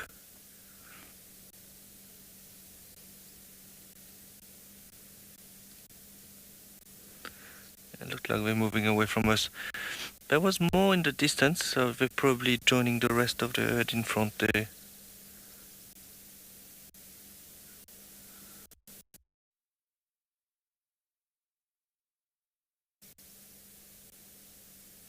Seems very relaxed and very quiet, like they're feeding slowly and just enjoying the morning. It is a very cool weather for them today, so that's nice. They were just next to the car and now they just moved off.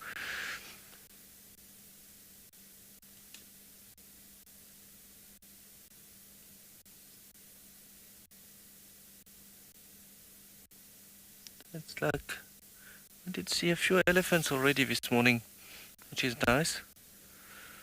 Now we're going to drive towards Curry Main and then check Twin Dam.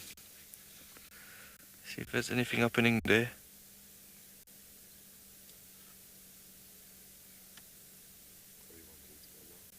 Yeah, I think because we're walking in the distance now, maybe let's continue and see if we can find anything on this road.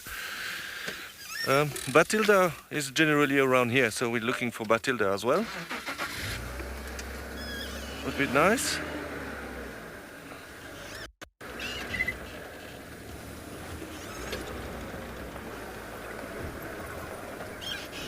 So we had to put the cover equipment for the vehicle because of the rain, but now it seems that it's getting better, which is nice. And you can see the sky is opening a bit in front there. Still cloudy, but less thick.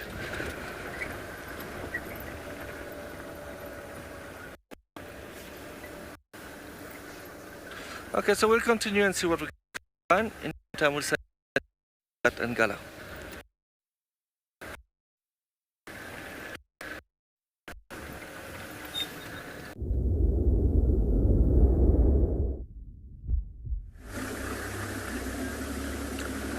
So now we've left that tranquil watering hole and we're going to make our way to the southern part of the reserve, which should be interesting to explore. We haven't really spent a lot of time there lately, and that's mainly because we don't really understand the game movements in that part of the reserve properly. We do know that bordering it, there's an area with very, very large open clearings. So there is every chance that there's animals that might have been moving in from there onto our side. Ngala still has quite a bit of water down that side. And earlier this year, they also had a little bit of controlled burns in that area. So maybe there might be some new growth there, which would attract a lot of general game, which in turn would attract predators.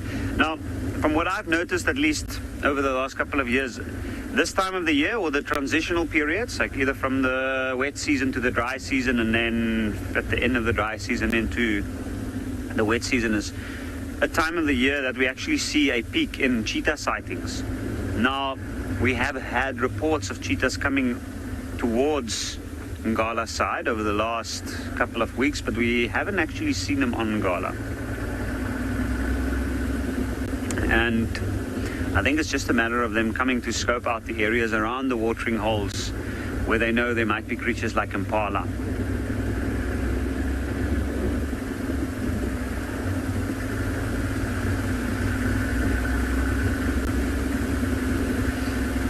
And then, of course, an overcast day is always a good day for cat viewing, I think, if you find them.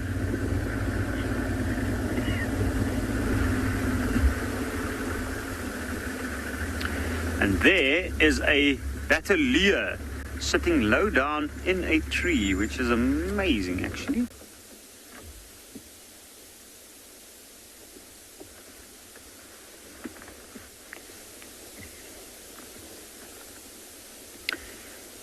juvenile battalier. You can see the feathers are quite puffed up and looks a little bit unsure. It is amazing to get such a close view of this bird.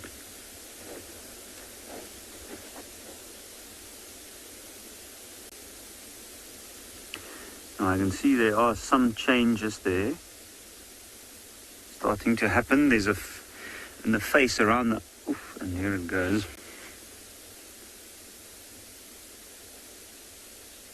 What an incredible bird. So that's one thing of a day like today when it's overcast like this, is the birds of prey or the raptors, they are generally sitting perched nearby because they're waiting either for the sun to come out, maybe to warm up their feathers and drive them out after this morning's rain. And also, it's often a day that you get to see some reptiles out on termite mounds or out in the open on the road, which would be a good drawing card for things like the brown snake eagle or the black-chested snake eagle, which we've been seeing quite a few of lately.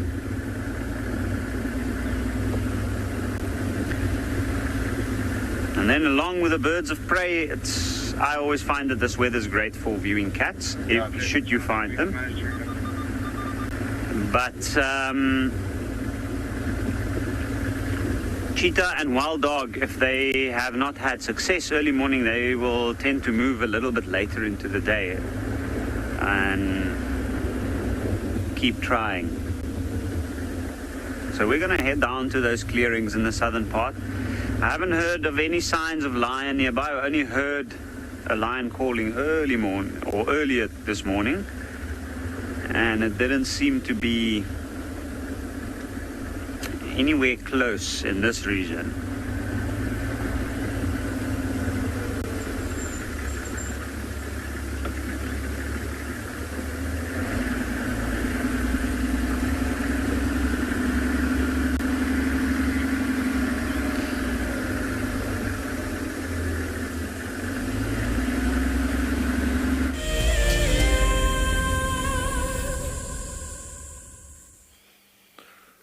So, welcome back with us.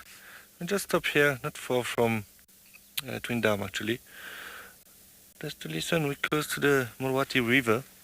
So we just want to sit and listen if we can hear anything. It is nice and open here.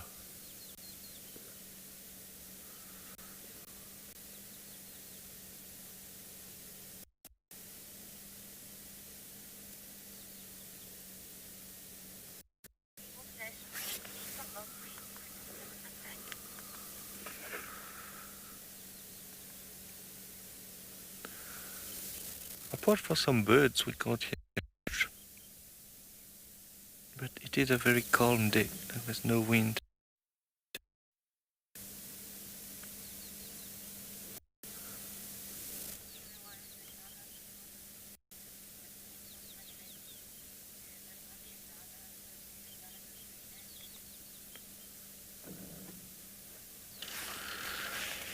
So I'm just going to put the handbrake on.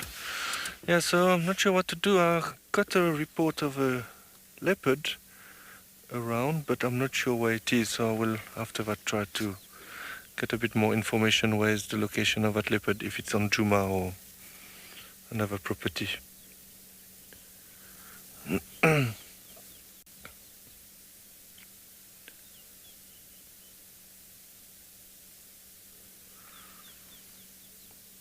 So this is where we saw also that buffalo yesterday. The grumpy buffalo was probably attacked by lions a few days or the night before. So he was walking towards from it again today.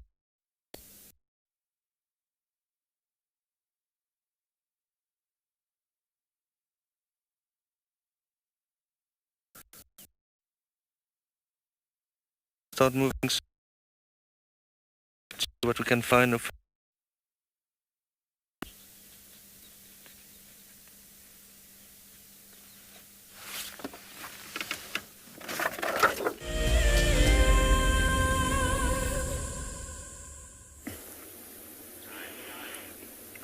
Welcome back on Bushwalk. We're still with our leadwood that has been broken off by elephant toad, where it was busy feeding on it. For those of you who are interested in how to identify this tree, it's fairly easy. It's got this greyish coloration, crocodile textured bark, which makes identification fairly easy. If we also look at the leaf structures, they're always simple. And if we look at the seed pods, when the plant is producing seeds, we'll find a little four-winged pod, which is typical of combreatums. There's another close really related species that are also in the combreatum family, which is known as terminalias or cluster leaves. They only differ by having two-winged pods. But to come back onto the tree, there's a few other things that we wanted to share with you. Oh, already mentioned how heavy and dense wood is. Because it's so dense and so heavy, it actually doesn't get fed on by anything, and termites can't break it down. It's also one of the reasons why this was a choice wood in the 1890s for the making of railway sleepers, when the first two railway lines were built in the Lowveld region of South Africa. The first was designed between Pretoria as well as what was known as Lorenzo Marx in those days, today Maputo. The other one was a railway line that came through the Kruger National Park, which linked the Salati gold fields, which is quite close by to us. And quite often along some of the old railway lines, we still find the remnants of these sleepers. It's also excellent for building materials and also for mine props, because the wood is so hard and durable. It also makes beautiful furniture, but you need a lot of patience and make sure that your implements is going to be sharp and that you are willing to sharpen them over and over until you've finished with your little project. Quite often we find that these trees can stand as a living tree for over 1,000 years. However, those are not the oldest trees that I know. Some of the oldest trees are actually the baobabs, which we also find in the Lowveld region, and some of these specimens are well over 2,000 years in age. Once these trees have actually died, they can still stand for another 100 or so years because of a slow decay rate. And one of the few things that recycles these back as nutrients and minerals into an ecosystem is actually fire.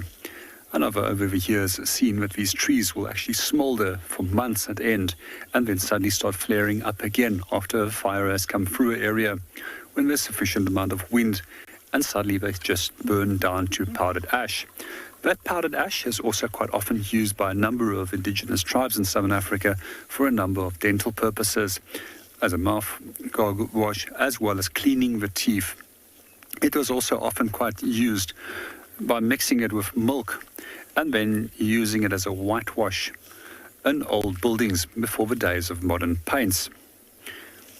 We're going to move on. Let's go and see what Yapi is up to.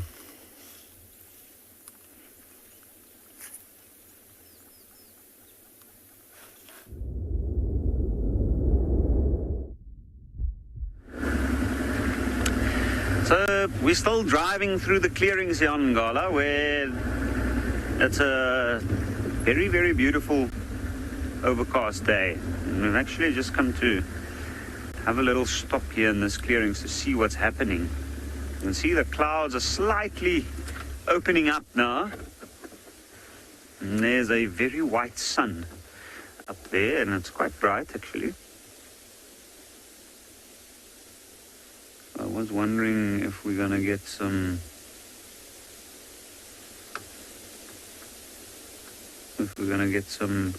animals coming out into the clearings.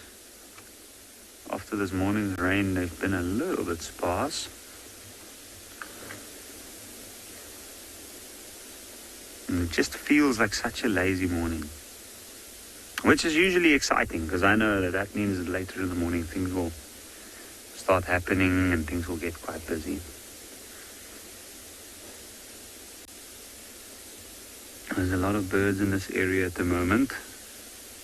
You can hear a woodpecker far off in the distance.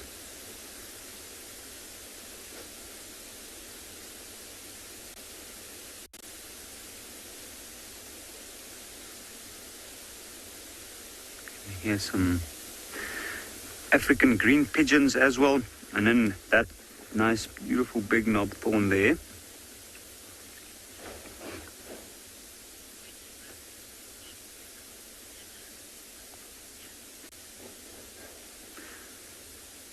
While we sit here listening to the birds, we'll head over to Phinda with some more cats.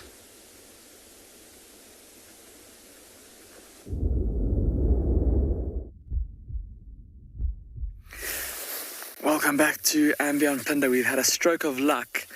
One of the vehicles transporting staff across the reserve told us about 2 cheetah that he'd seen walking around on one of the main roads. So we and another 2 game drive vehicles came racing to the area, and we've just managed to find the one. Looks like 2 big males, and I know it's not the best view for now, but this is for now the only view we can really get of them. In quite a tough area, in a big rocky section where it's quite difficult to move around.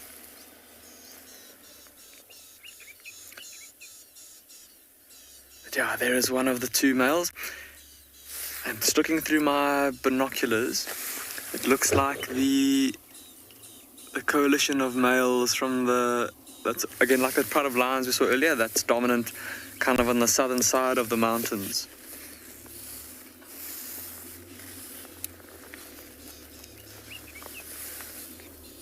Listen to all those little birds calling, all the little rattling sticklers.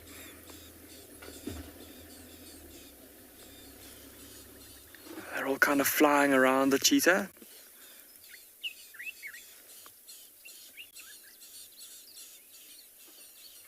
An alarm calling at him. Christopher, you're saying, yeah, you were hoping for cheetah? I was also hoping for cheetah, to be honest. These 2 males have been seen twice in the last 2 days in a big burnt area kind of south of where they are now, and I was hoping that we would just maybe get a bit of luck and see them as they were crossing the main road, maybe patrolling back towards the western half of their territory. There's the second male, Owen. The brother's here as well, just to the left of the one that we're looking at. He's not as easy to see though. And he's just to the left of that green bush in there. If you look very carefully, you just see his head moving. He's behind some sickle bush there.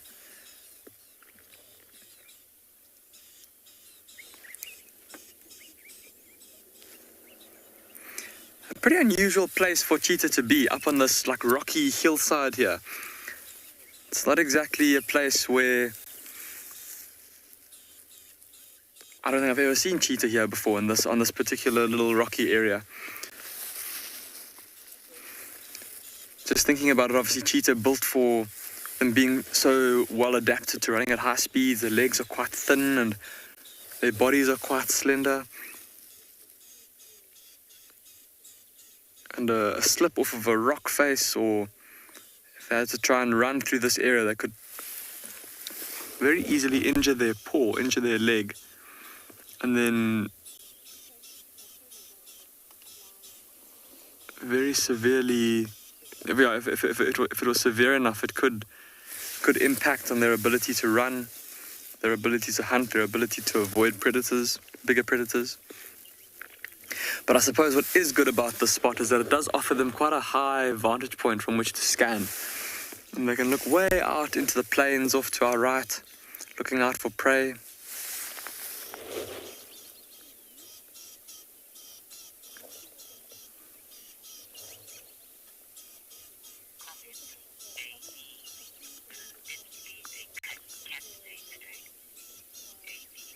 AB, you commenting, you're saying that it's definitely a cat day today.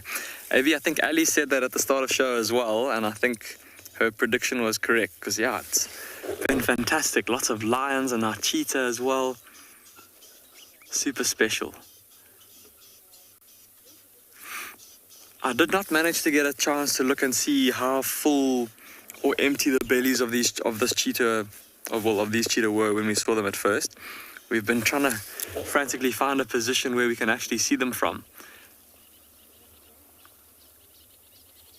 So I'm not sure when last they have eaten, but the fact that they've been in this area for so long means that either they found something very interesting, like maybe the scent left by a rival male cheetah, or maybe the scent left by a female, or perhaps they've found some good hunting opportunities and just haven't left the area just yet. Because normally, especially with two big male cheetah like this, because of how big their territory is, they normally don't spend too much time in one area. They've got a lot of ground to cover, a lot of territory to scent mark. And they could be in one place one afternoon and then many kilometers away the next afternoon. There's another coalition of two male cheetah, in fact the rivals, the territorial neighbors of these two. And we once measured on a GPS from where we saw them the night before to where we saw them the next afternoon. If they'd walked in a straight line the whole way, or two straight lines, because they would have had to do a bit of a dog leg at some point, and it would have been 37 kilometers at bare minimum that they'd walked in a little over 24 hours. Of course, they would have stopped to rest along the way. They would have veered off of their course every now and then to go and investigate termite mounds and large trees on which to scent mark.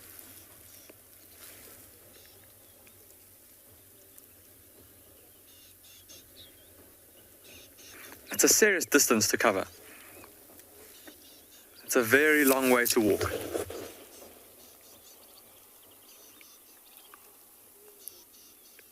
And obviously all that walking, all that scent marking, it takes its toll on these cheetah, so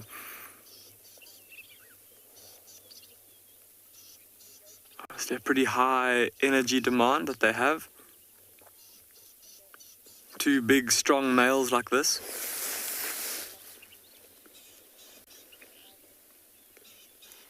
They'll be needing to obviously keep themselves fueled for those long territorial patrols.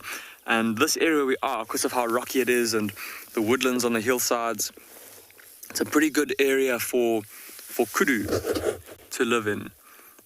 And that's definitely an animal that these two male cheetah would be looking for if they were hunting, if they were hungry. We often do see kudu in this area around these rocks. I haven't seen any for now though, but sure, it would be a pretty challenging hunt if they were to try and take the opportunity here.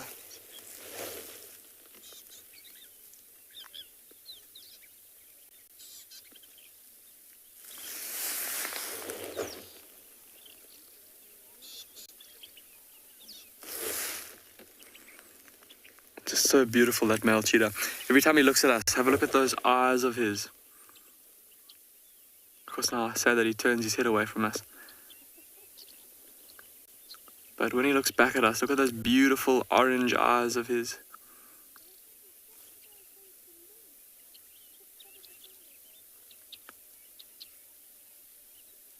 Oh, there's something that's now got his attention off to the right.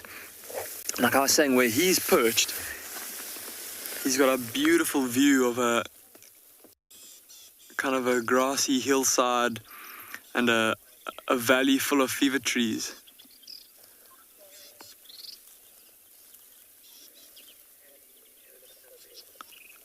And I'm just looking through my binoculars from here. I can see some impala in the distance.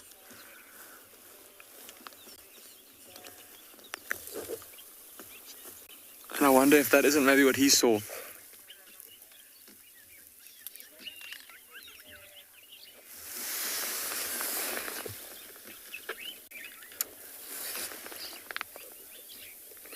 There you go, that's kind of where the view that the cheetah have. And with those binocular vision, that binocular vision that they've got, those eyes close together in the front of their face, they'll be able to see super well out into those plains there.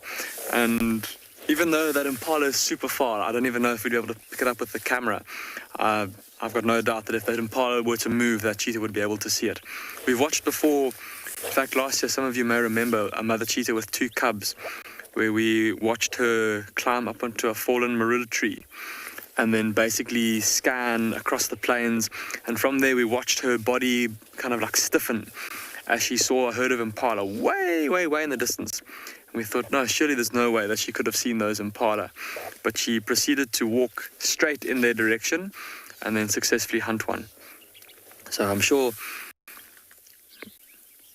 that this male cheetah could see that impala from here. But whether he decides to try and go for it remains to be seen. I think the fact that they're lying down now, they may have done quite a bit of walking, even though they are, like I said, in a pretty similar area to where they were left yesterday. Look at how his body is kind of heaving. He's panting quite heavily. They may have done quite a bit of walking around. Honestly, not necessarily in a straight line, but maybe following. Sorry about that, everybody. Maybe just following a scent. Or maybe they've had a couple of attempts at hunting this morning that haven't worked out.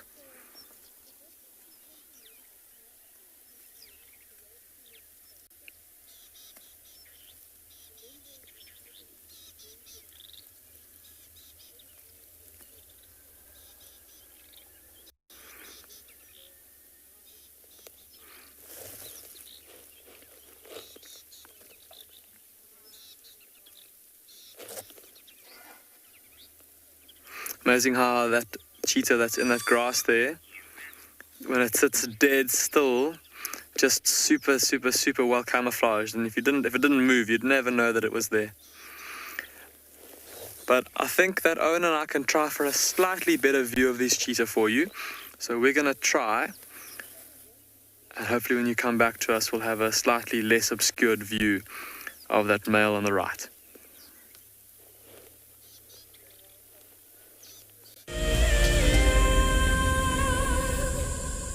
I have a degree in environmental planning and development. My passion is outdoor classrooms.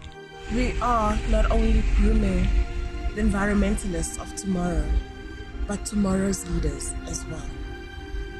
My long-term goal is for the people of South Africa to learn how to live sustainably, to be able to look after themselves and the environment.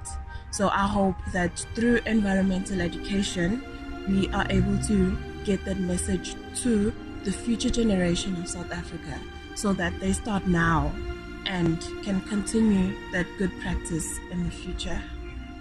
Environmental education is critical so that people can live sustainably in the future. That is my long-term goal.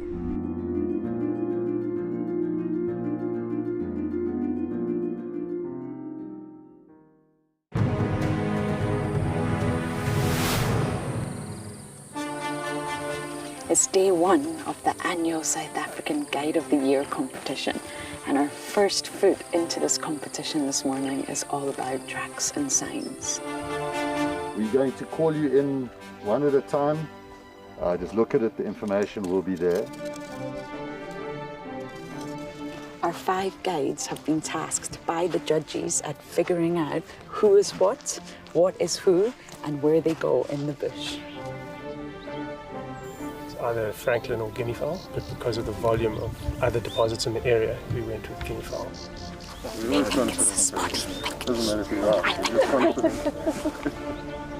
Detailing the surrounding that you need to look out for tracks. The details is very important.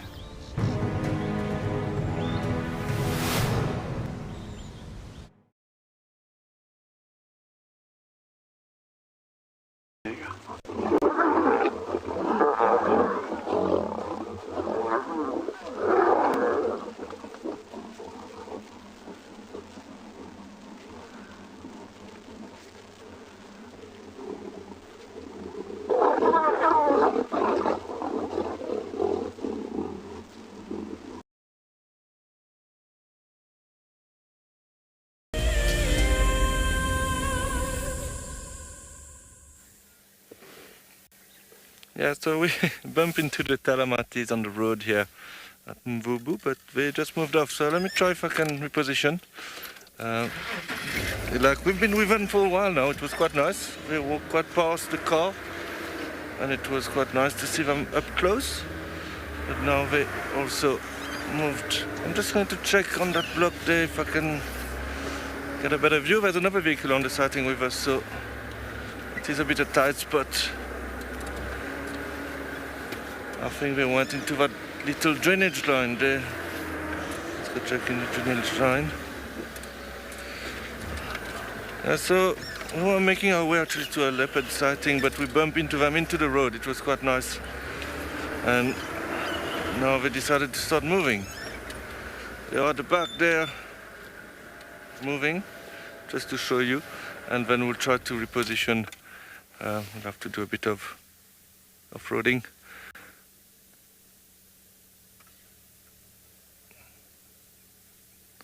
Okay, so I think maybe I just need to cross a little dip here. I hope we're not going to lose signal.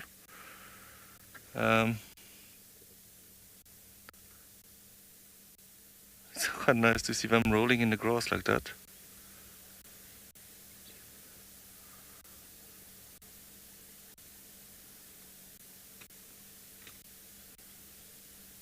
Yeah, there was quite a few of them. So it's nice to see lots of them together.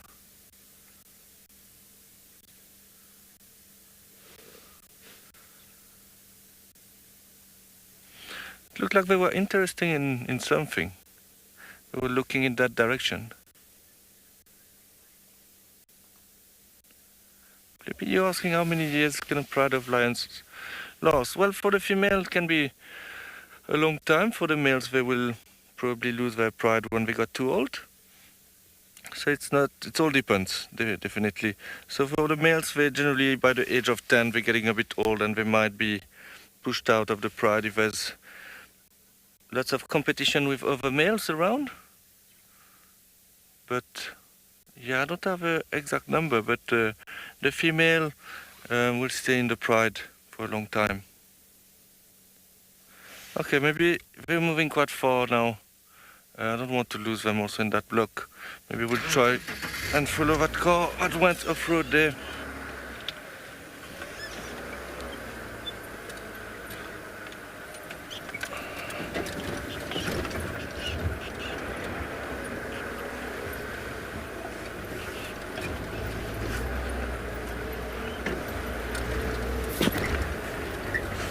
Okay, so we're going to try to relocate them quickly. In the meantime, we're sending you to Damon with some cheetahs.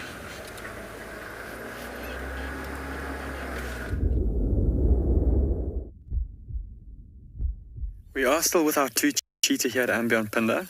The one that's in the thicker bush is still not very easy to see, but with a bit of a reposition, we've managed to get a slightly better view of his brother. Unfortunately, he has now lain flat. And so if you didn't know that he was there and you drove past here, you probably wouldn't see him. Have a look at that. Look at his lovely golden coat camouflaging him into the long grass. And then just that odd movement from his ear as he flicks his ear, keeping flies away.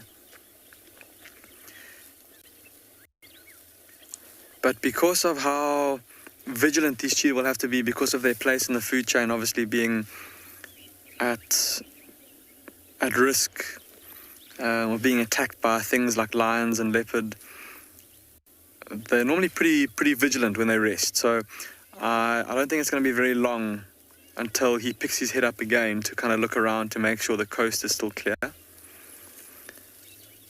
And hopefully he'll look back towards us, because we've managed to get a less obscured view of him.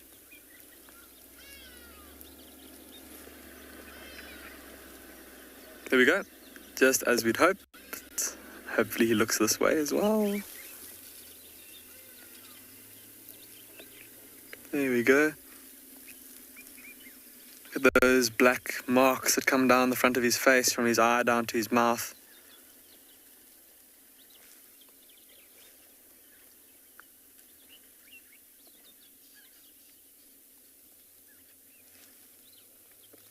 Just scanning around, making sure that there's no danger.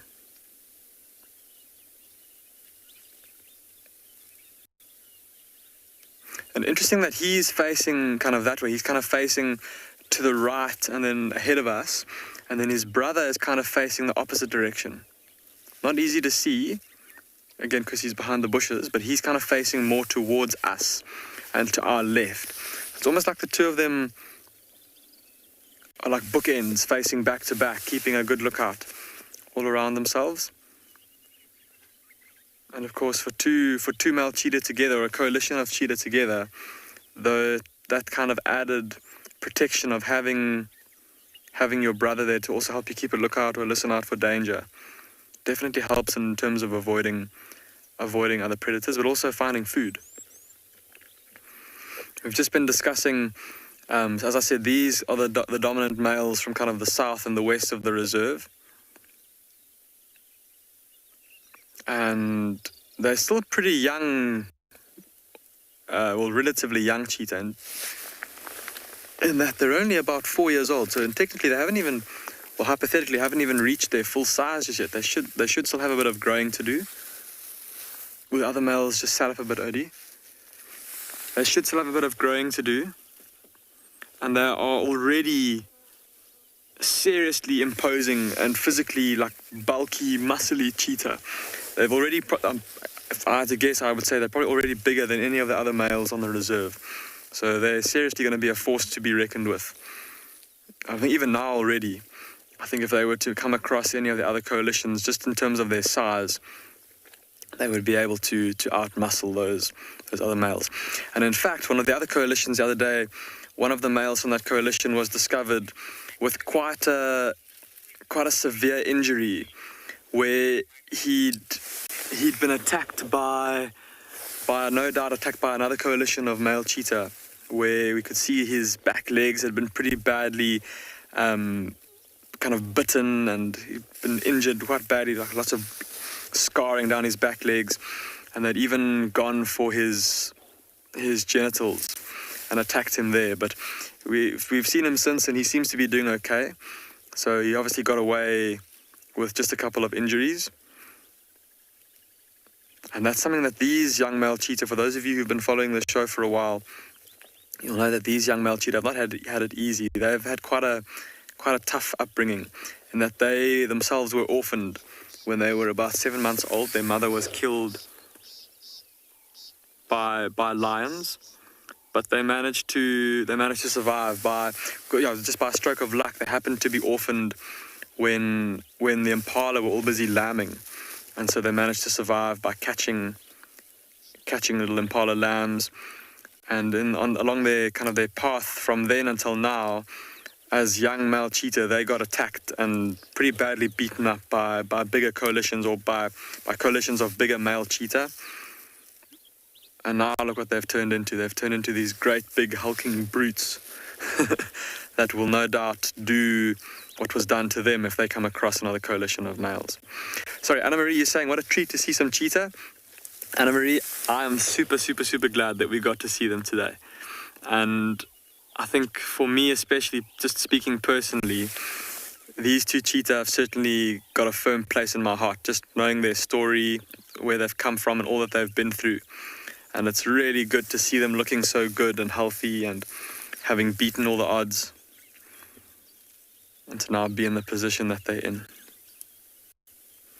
And it's been interesting. You may remember a couple of weeks ago with Grant, where these cheetah were discovered quite a way out of their normal territory. And I think that's just coming with them getting bigger, getting stronger, getting more confident to kind of push the boundaries of their territory, push into other males' territories, with that confidence that comes with their physical size and just how imposing they are. So it's going to be very interesting to watch over the next year or so, to see where they end up. If they do try and expand their territory a bit more, a bit further north. And what will happen if they do encounter one of the other coalitions of male cheetah.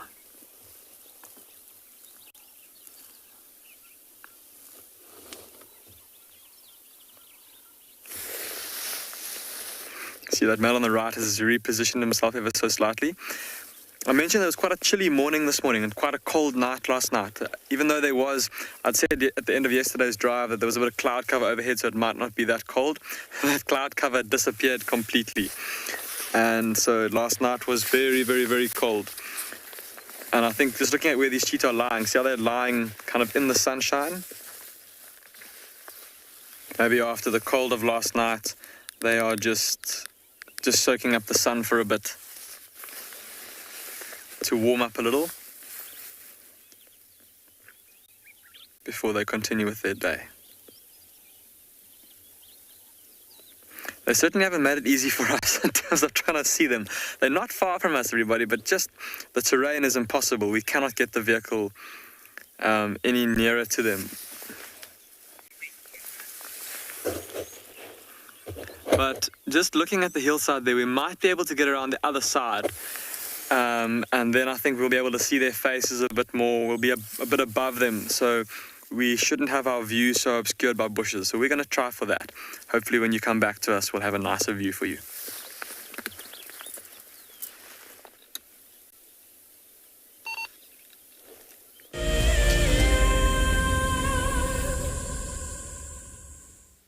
So we're still with our lions, and we also find Dogman, who's walking with them. It's quite nice to see them mobile like that. We're currently all moving on the side of the road, and some of them are sitting, but look like they might be interested in hunting. Now and then there's some animals catching their attention. So you will see Dogman is coming as well now. On the left there he is.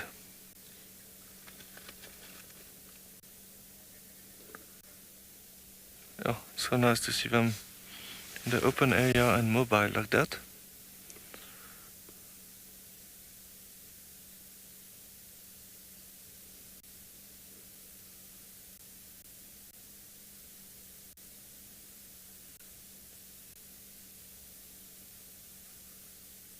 What I'm hoping now is that the buffaloes was not too far from here, and maybe if we pick up some scent of buffaloes, we might go in that direction.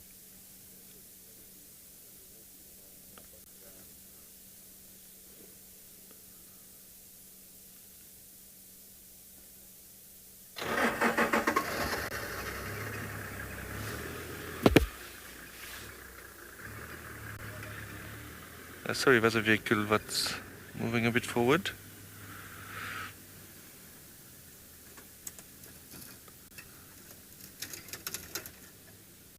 I think we will have to reposition as well.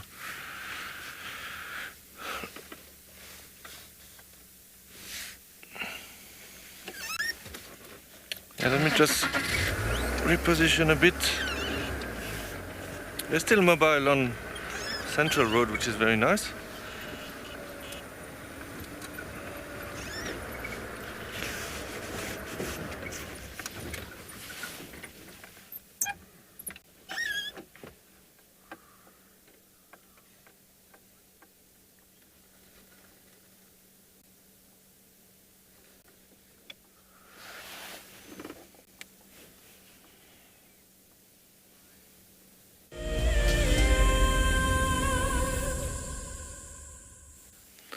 Yeah, so we're still with our lions, and Dogman is there as well, walking in the background there. I'm sure Morgan is going to show you Dogman now. He's walking. We're all walking on the road, going towards Gary Cutland, and this is where the buffaloes was this morning. So it's getting a bit warm, so I'm not sure for how long they will be mobile, but it's so nice to follow lions when they are mobile like that.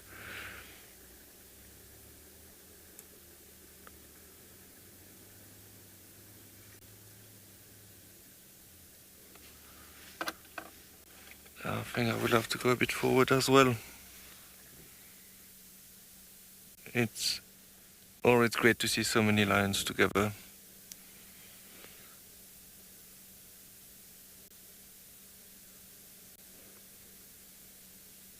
Yeah, so some of them was quite interested in hunting. I saw a bit of blood on some of them, so maybe they ate, but they might still be hungry.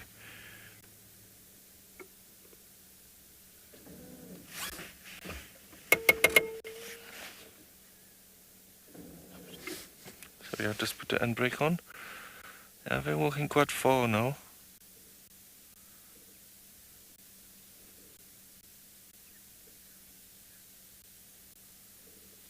You can see the black patches behind the ears.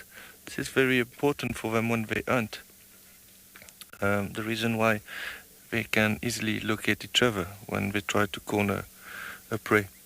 So they were all lying in the road. It was quite nice, and we were seeing from the back, and you could see all these black patches everywhere. Okay, I think that some of them moving quite fast forward. Maybe let's continue and get to see maybe Dark Wind a bit closer, and the others as well.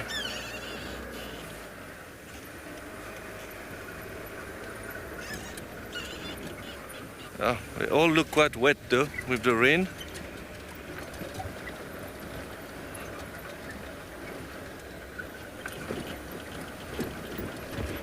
Looks like it is a nice lion day.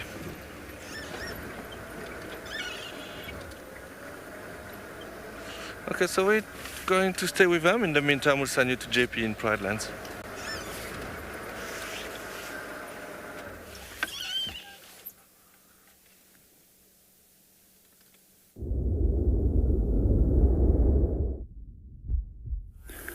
Welcome back on Bushwalk. We're currently walking in an area that was recently burnt, and today is the perfect weather conditions in the Lowveld to actually make a fire as a conservation management tool.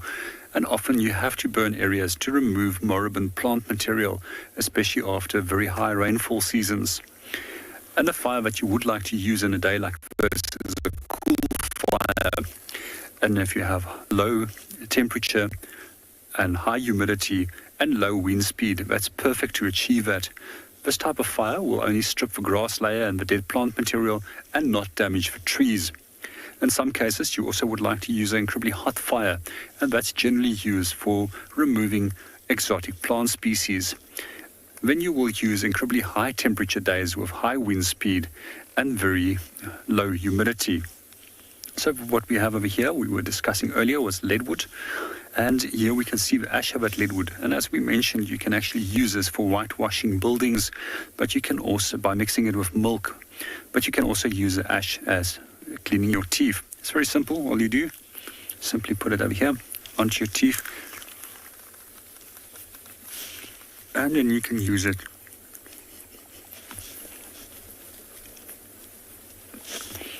for cleaning. So in an environment like this, fire, as already mentioned, plays a very important role, but it also assists with the recycling of nutrients and minerals. When our next rains come in, this will then be washed into the soil and will stimulate the next growth. We often see little areas where there's green grasses that are pushing through.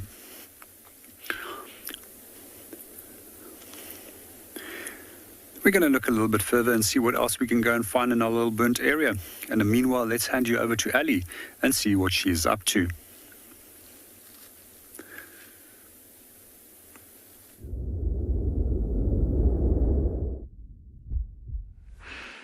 Well, it is funny that we complain about the rain and the bad weather, but apparently that's when the cats do well. We've got what appears to be a female leopard around here. Sadly, we did not find it. Aubrey did. But he's not sure if it's Cara or Darren, when he had a better look of her, also thinks it could be Tlalamba. It is possible that it's Tlalamba because we last had her with Chris a couple of days ago, not too far of this general area. So, I mean, there's a good suspicion there. I cannot tell from the head spots that we're looking at. So if anyone's got incredible skills for IDing leopards and wants to let us know, then we will believe you. She does have a kill on sort of hidden on a termite mound with a lot of grass, not too far from where we're parked now, but I think she's just gone and had enough. It's been a rainy day, so now that everything is sort of settling for the morning, she's probably going to do that, just have a bit of a snooze, and then in a little while probably head back up to the termite mound. I suspect that's how she was seen when she was on top of it, and it seems she's got a diker kill, if I'm not mistaken. We haven't been able to see the kill, but I think she's just stashed it properly and stashed herself. And now she's sleeping. She's, funny enough, not too far from where we first had the lions this morning. So had the lions actually carried on coming, they could have bumped into her. But it seems like they were swayed. I think they're more interested in trying to follow where those buffalo were, because slowly but surely they were heading in that general vicinity. Unfortunately, we had to go back to camp and then fix some electrical equipments before the car burst up in flames and we had no more signal. So at least Cedric managed to keep up with them and then just see where they go. And I'm sure probably going to get a little bit more active during the day. It was an overcast morning, but maybe the sun will start shining. If it does start shining, there's a good chance that they'll come maybe towards the Gowrie Dam for a drink during the day. And if not, then we'll try to find them again in the afternoon, see what they do. I'm sure at some stage Darkmane is going to find them. Because he was roaring yesterday the whole night, apparently. Also, when we had to drive back into Camp Tandy, the chef said to me, I was like, oh, there was a lion that was roaring all around camp last night. I must have been the only person that didn't hear it. Obviously, I was tired yesterday. But I think he might be around Galago as well. So I'm sure he'll find them, meet up with them, and then reconnect. And if they carry on that way, then Tlalamba's got no fear. Well, I'm saying Tlalamba, but this is wishful thinking. This leopard that we're looking at won't have to worry too much. Also, it's a little diker kill at the base of what looks to be a false marula. So if she really wants to, or if there are hyenas that come around, she can just put it up that tree very quickly. There are other marula trees. But a kill like a diker normally wouldn't last them that long. And the good thing is as well that because it's smaller, they can just take it in their mouth and run and put it up a tree a lot easier. This is actually what a typical leopard view looks like in most places.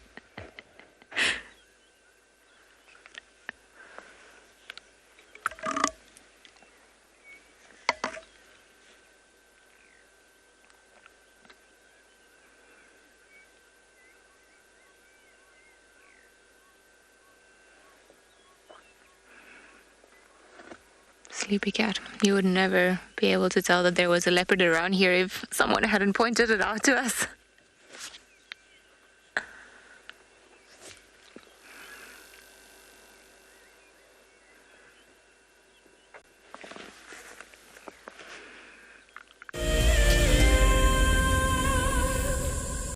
Hi, we are Yaku and Milani. We are from Gauteng in South Africa. We started watching WildEarth last year during the level 5 lockdown, and we've been watching ever since. Being in nature is one of the greatest feelings. We absolutely love it. Our favorite thing about WildEarth is that the concept is so amazing. We have the benefit of having a wildlife safari in the comfort of your home, especially when you're not allowed to go out. Being part of the Wildlife Explorer program gives us a sense of giving back and contributing to nature. It just makes us feel good because we love it so much. We are so excited to be visiting Angama. It is obviously, I think for most people, an absolute dream to visit the Masai Mara. We can't wait to go. Thank you very much for this amazing prize, WildEarth.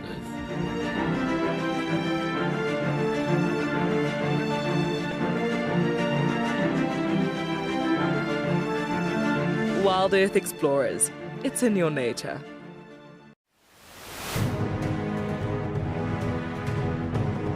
I think sometimes you need just to listen. So it's a kind of taking out all that other spirit and bring back wilderness and healthy. Bushwalk and trek and sign. I'm sure I'm good at that. I spend most of my time on the ground since I was a young boy, so I think I'm good with that. Actually, I'm not much nervous of any category. Just take it as it is. Yeah.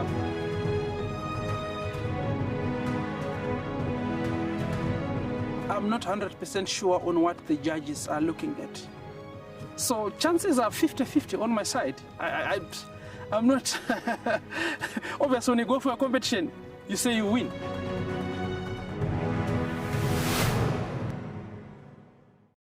I've seen something I've never seen here before. Look at these cubs.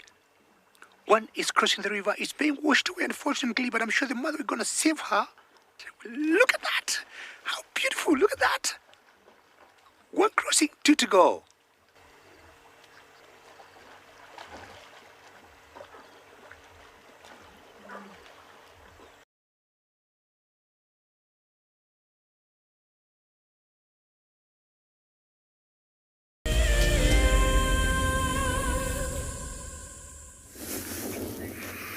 Welcome back to andBeyond Phinda, where Owen and I have tried to reposition on the other side of where those cheetah were.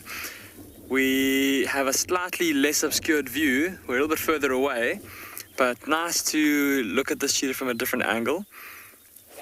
I suppose it gives you guys also a bit of an understanding of what we're dealing with here, why we couldn't get closer. So we were parked kind of where that greener grass is at the top of your screen. Obviously there's that big mound of that big rocky ridge there that we couldn't quite get over.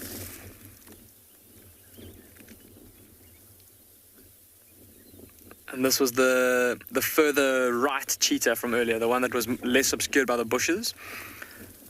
The slightly more orange of the two males. Quite a marked coloration difference between these two brothers, just based on their genetics. Waikisha asking how good a cheetah's hearing is. Waikisha pretty good. They are, obviously for them, it's one of the senses that they use to help them find food and keep away from danger. So they'll be very good at listening out for the slightest sound that might give away the presence of prey or predator, like I said earlier. Even vehicle's engine running. Like if you're following cheetah with a vehicle, and of course the engine is running and it's going along and making that churring sound, we've noticed that a cheetah, if it for lions and leopard though,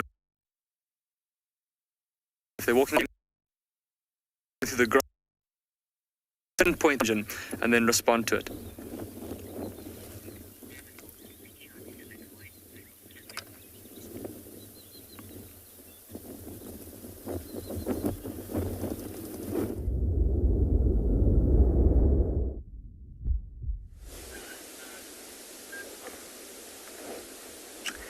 Talking about cheetahs and their hearing, we've come across this really relaxed group of zebras this morning, and way at the back there's also some buffalo bulls laying down, not too far from water, but what a amazing scene. And I know it looks quite dry here at the moment, but this is in and amongst a silver cluster leaf forest.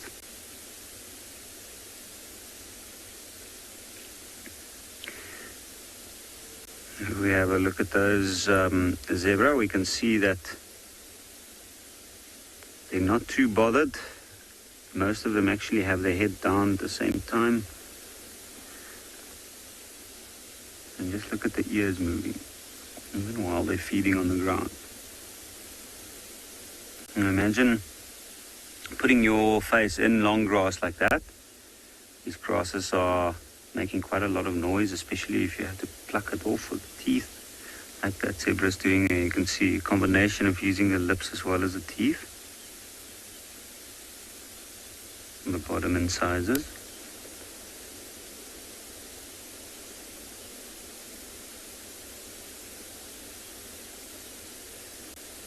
And while they're feeding like that, they can see a little bit ahead of them. They mostly focus directly down where they can see what they're eating. So they're using their ears or their sense of hearing, which is what would aid them here. It's quite wind still this morning, so they'll be able to effectively hear anything coming from anywhere around here, especially here where it's slightly denser. And they're also up on a crest.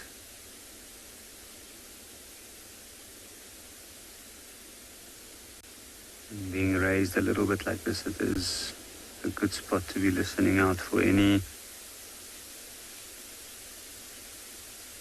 any noises that might indicate something that will either be of danger or something that might draw their interest, like other zebras nearby.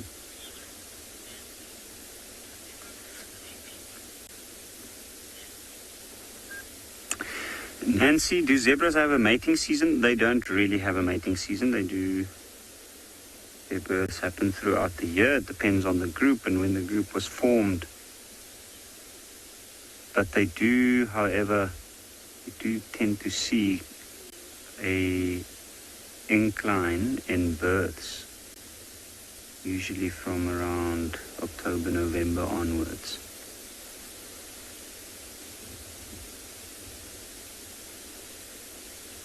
And we do get to see quite a lot of zebra births during that time.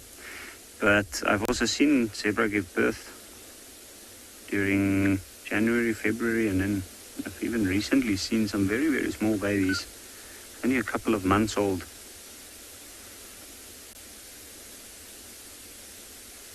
And how amazing is that? That zebra almost disappears in and amongst the branches. And if you squint your eyes and you have to look at the animal, you can see effectively how the markings on its coat is breaking the outline. You see those ears, the ears, it's also part of its recognizable outline. It almost disappears and you can hardly see it at all.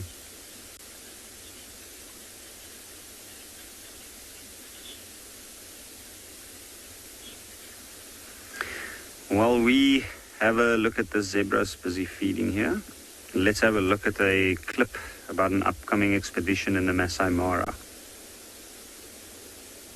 The Masai Mara in Kenya is an iconic wilderness filled with life.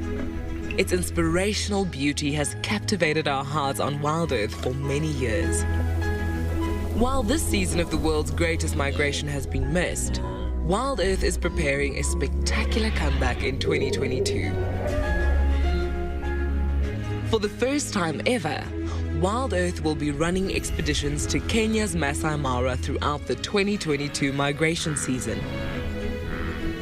Hosted by David Githu and Isaac Rotich, you could be a part of the team that shares the wildebeest migration with the world, live on WildEarth's daily safaris.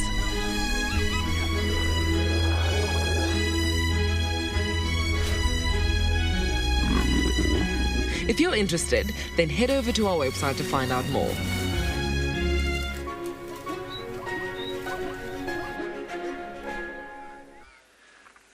Well, if we had to take a guess and point where the leopard is, it would be actually really hard to point in the direction properly. She's just gone flat, as we were saying earlier. She kind of moved a little bit. We still couldn't get a good visual of her, and then she's gone back asleep. I mean, to me, it's pretty impossible to determine who it is from just looking at a few spots like that. I think we should just count ourselves lucky that we've got a leopard altogether. Because yesterday was a bit of a droughty day in terms of cats, so we didn't really have too many of them. I know Darkman was around and he gave me the runaround, so you know, our balance sheet is currently in favor of Darkman. But it's fine. I found the rest of his pride before him today, so I think we can even it out as a draw.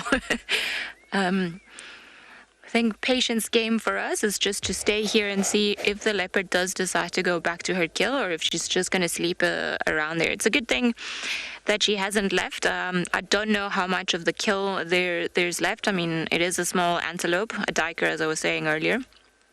But if she's still around here, it probably means that she's got enough in there that she doesn't want to leave it. We've also, because we've got the roof, then we've parked a little bit further away from her just to give her more space, but that didn't seem to bother her too much. She didn't seem particularly nervous of the roof. I think maybe the lions would have shown a bit more interest, because sometimes because we don't drive around with the roofs all the time, then they kind of look at us and then they do a side glance and they're like, doesn't matter.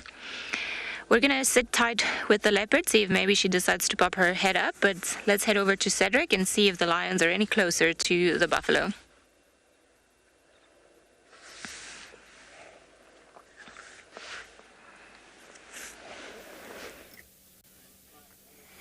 Yeah, our lions decided to lie down.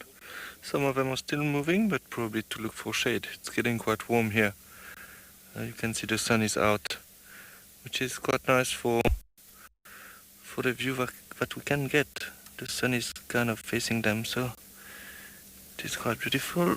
Sorry about that, there's two lionesses there giving a bit of interaction, and there's a third one coming. Might see more interaction there, some bonding, as we say.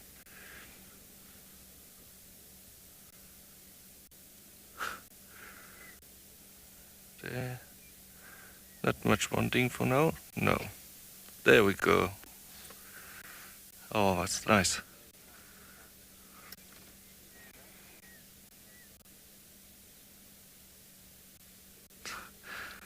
Yeah, so it looked like we might spend the day here. There's another one coming.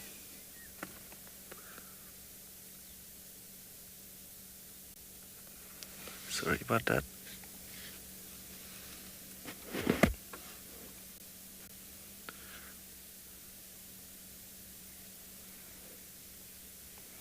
Passing very close to us. There is a bit of blood on that lion, so we might have got some food recently. As soon as I said that we might spend the day here, they're starting to move again. Yes, I got a comment saying that looks like all the cats are out today. Look that way, so leopard, cheetah, lions, how amazing is that? Yes, I was saying, as soon as we might spend the day here, lots of them stood up and start walking on the road, so they don't look full. So they might be hungry, or they might just go look for a better shading area. And Darkmane is still sitting there.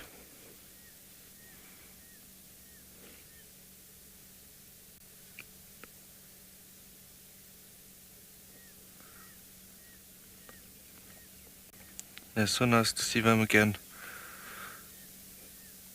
And what was nice is that they were moving quite a lot at the beginning, so sometimes you find lions that just lie down, but it was nice to see them move about.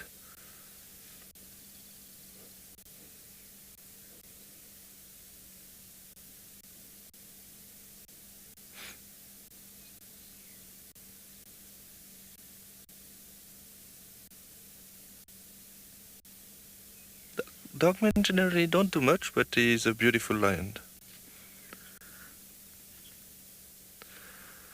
Elizabeth, you're saying you think that lions are so magical. I totally agree with you. They are beautiful, and I wish you could be on the vehicle with us, because when they walk just past you like they just did now, it is very impressive. They are very big and powerful, obviously. But it gives you quite a sense of their power when we pass across to the vehicle. I think some impalas spotted the other lions there. I might have heard of impala alarm calling.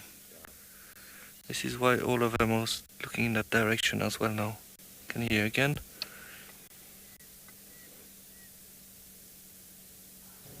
There we go. I don't know if you can hear on your side, but I think the impala spotted some of the lions.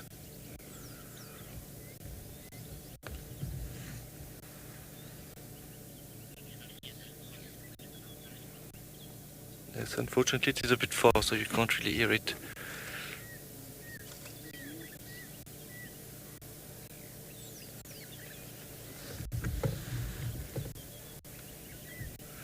Yes, so I counted, I think, 8 of them, maybe 9 of them, excluding Darkmane. So there's quite a lot of them here.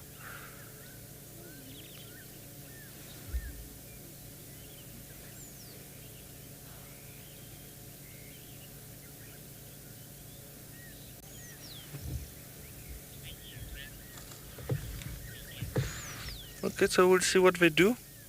Maybe I will go check those impalas there just to see if there's a bit of action there. But we will definitely stay with them until the end of the sunrise drive.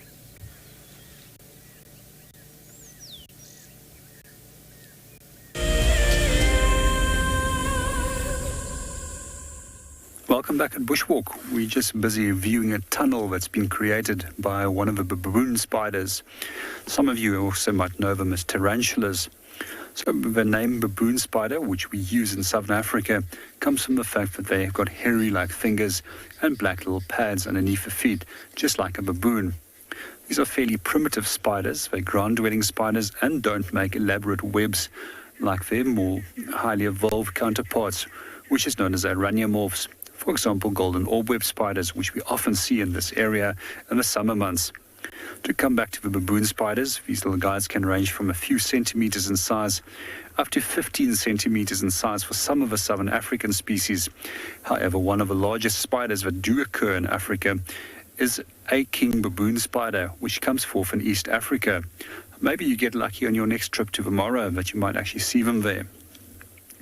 I do love baboon spiders. They look incredibly intimidating. However, they don't pose much of a threat to us except for being able to provide a painful bite. Their venom is not of any medical importance to us. Often when we do see them, when they're out on the ground, they will be pretty intimidating when you try and approach them. They tend to raise on their hind legs, as well as they make hissing sounds with part of their feet or jaws to intimidate you even further. These little guys will also, unfortunately, often get caught by wasp species, and we often see spider hunting wasps dragging them out of their little burrow or capturing the males when they are moving about in search of females. They'll then lay a single egg inside there, and the egg will then determine what the mass of that spider is and duplicate itself several times,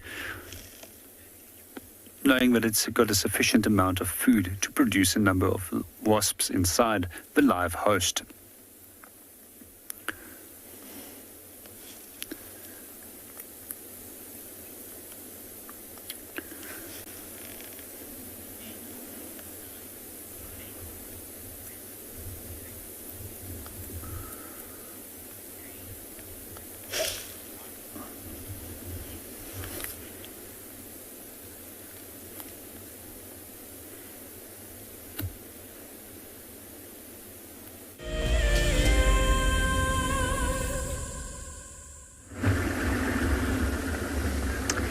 And we have moved into the southern part of the reserve where it's very, very beautiful to see how this area looks this time of the year. You can see it's a lot more open than the rest of the reserve. It's actually some of the best open spaces for large groups like the buffaloes that move in this side, and then there's also quite a lot of water. Now, one thing that we have been noticing this morning, you can see it's like way in the distance, you can see some tree lines. That's where the dry riverbeds and the little gullies run, so that is more than likely where animals would be hiding now as the wind's picked up a little bit for the last couple of days. And what I find really amazing about this area is that way over there in the distance, there is a sjambok pod. And the tree, from where I can see, is flowering a little bit. And it is very, very, very beautiful to see this tree flowering this time of the year already. Often some of the first trees to flower in the springtime. But while we're looking at these open clearings, we'll head over to Damon with some cheetahs.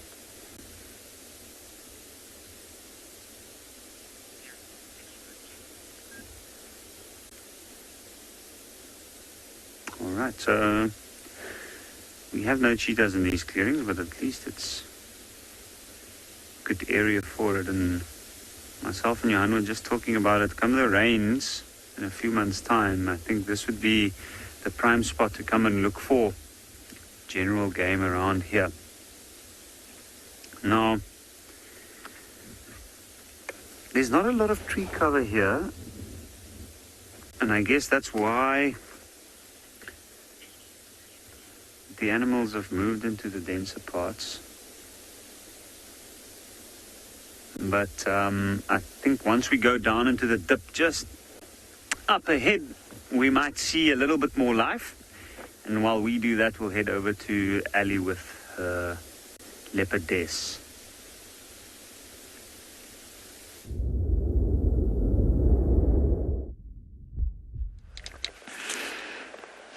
Well, not much happening here. Seems like now as the sun has started to shine, somebody's decided to have a cat nap. Don't blame them. It's been one of those mornings, an emotional roller coaster. Even weather-wise, you know, we started out and it was nice, and then we could see the rain, and then we forgot about the rain because we saw the lions, and then the rain caught up with us. And now the sun's sort of wanting to shine. So we have a bit of a debate because we've all got different weather apps. We don't know what's going to happen. It's all roads or all apps lead towards a sunny afternoon, which should be quite nice. If that is the case, then I think this leopard is going to carry on sleeping around here, but maybe then later on she'll move. As I said, I don't know how much gill she's got, but hopefully enough to stick around for the afternoon. Oh, it seems like we're having a great cat morning today, so let's over to Phinda and look at their most beautiful cat.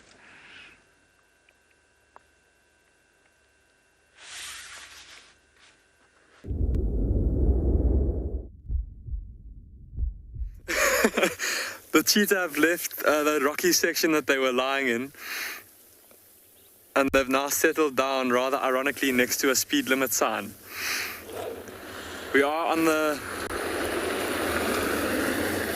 main road, and unfortunately, there's a vehicle that didn't see the cheetah, came past. Anyway, all's okay, the cheetah seemed fine. But yeah, I know it's not the nicest thing to see a man-made sign while you're watching a live safari, but that sign is obviously here to keep animals safe, keep people from speeding. And it's a pretty funny thing to see the fastest land animals on Earth that are quite capable of exceeding that speed limit if they want to, lying right at the base of the sign.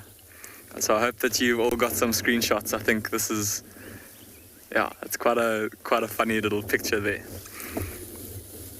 But yeah, so like we were saying earlier, obviously where those cheetah were in that rocky area, not really the most ideal place for them to be, with the terrain being so uneven and so rocky.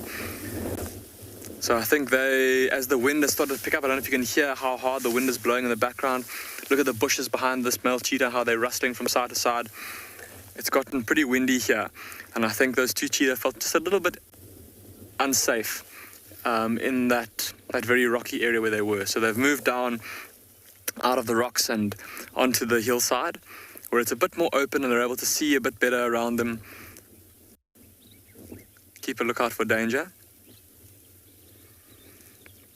And even though, like I said, this is a main road that kind of cuts through the reserve, because of how wide it is, it also offers these cheetah a pretty good route for them to use as they cover their territory, or as they scent mark across their territory as they travel.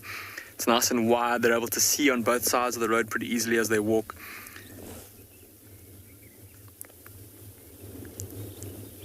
I'm still smiling and laughing at the fact that they could have chosen anywhere to settle down, and they chose to settle down underneath the speed limit sign.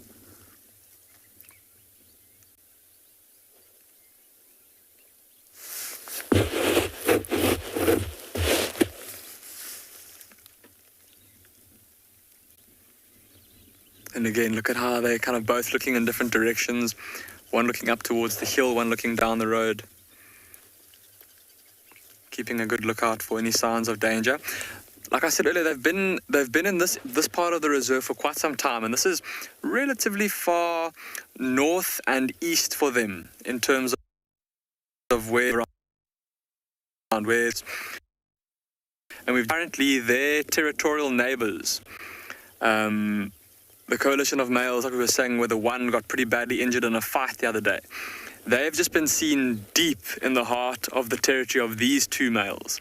So if these two head back towards the core of their territory, there's going to be potential for a fight. But super Still can't get over the fact that they're lying under the speed limit sign.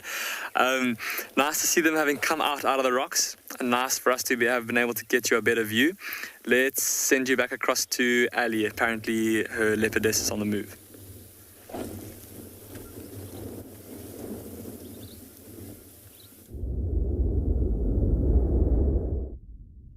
I mean, with that look, she does look like Tlalamba.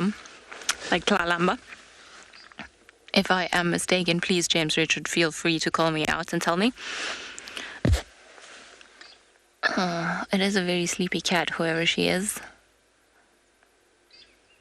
I'm kind of hoping that she's going to get up now and then walk towards the termite mound. I'm just see if maybe... Can you guys see her from where you are? Can you see her from where you are? If you come a little bit forward, I think it might be easier. I have a suspicion she might be. No, because she's just been with her head in the grass, and then the kill is on the termite mound here, but I haven't seen that either. This is one of those leopard sightings where you have to work it. But as I said, we get spoiled in this area, so it's good to have a reminder that these cats are actually not always easy to see. We are very spoiled in the Sabi San, and I would say there are a few spots around the world that are very good for leopard, with this one, and in particular this area being one of the top ones.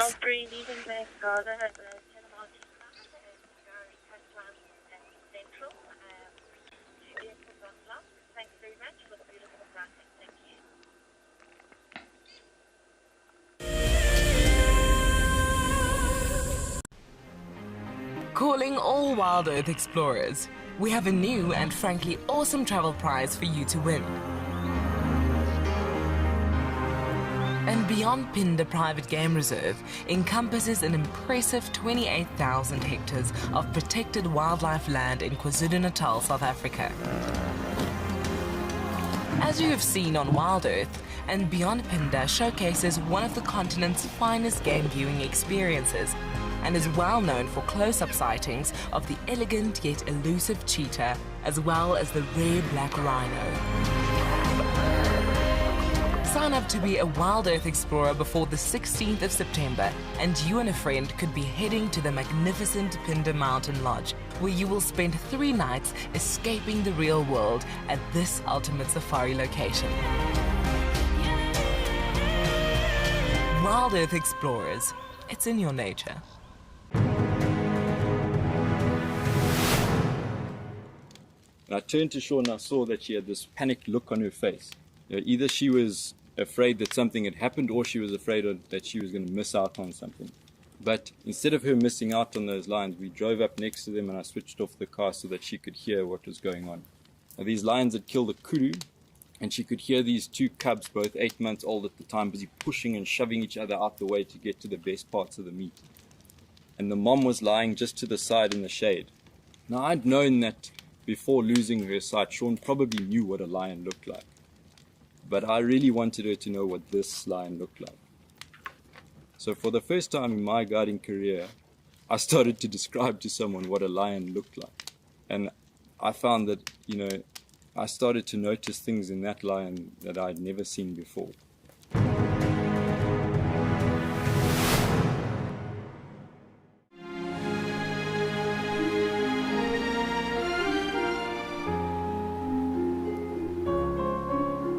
You are cheeky. That was a brave decision. Amber Eyes is...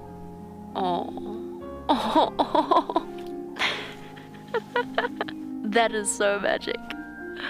That was absolutely wonderful. Amber Eyes just gave that cub an enormous hug. Expect the unexpected here on Wild Earth.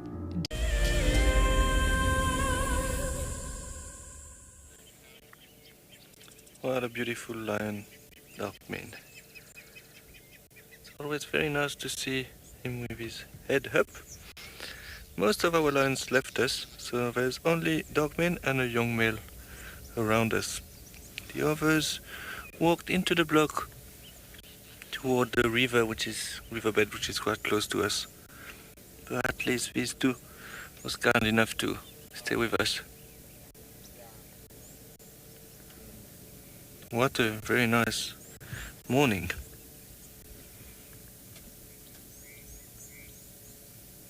So nice to see so many different cats.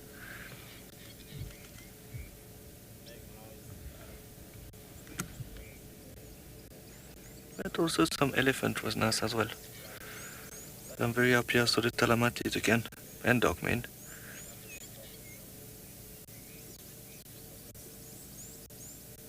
Hopefully they will stay around Djuma.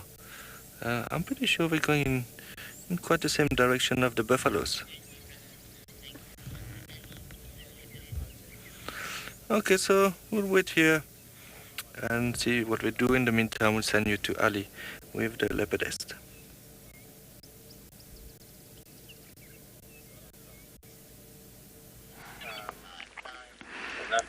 Well, I want to say that the leopard actually belongs to the grass because we can't see. We just see a few spots here and there. But thank you to everyone that helped us identify and confirm that she is Tlalamba. Good to catch up with her. And funny enough, yesterday I was chatting to Tristan trying to get some intel, and I was like, okay, we just last saw her here. Where do you think she could be going? And then he also said, oh, she must be around Galago and Boo. She was like, go check that area. She likes it there. Well, clearly she does, because there she is.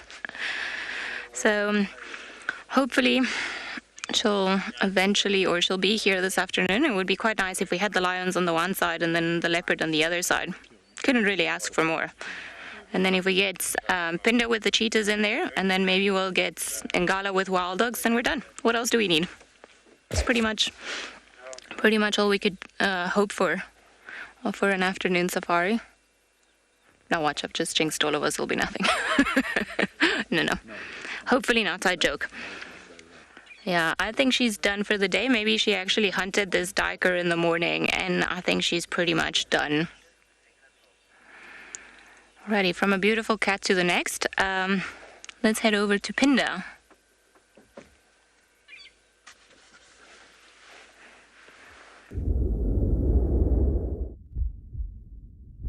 It certainly has been a big cat-filled day. Lions and leopard and cheetah across all the different locations. And yeah, the two male cheetah here are still sitting at the speed limit sign. And look how the one brother has crossed his paws over. It's almost as if he's policing the speed limit sign, watching vehicles coming past.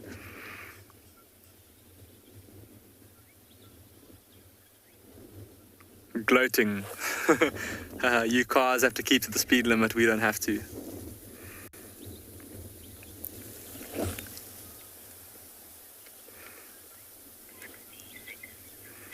And they've got such a beautiful spot here, slightly elevated so that they can look down into the valley, keep an eye out for any signs of prey. And then I think a little bit later on they'll start to move. I would imagine probably using the road to head a bit further down into the valley, and then more than likely start making their way back into the heart of their territory. It's been a little while since they've been there, so they'll want to keep that area marked and keep other males out. And who knows if they'll meet up with their territorial rivals when they get there.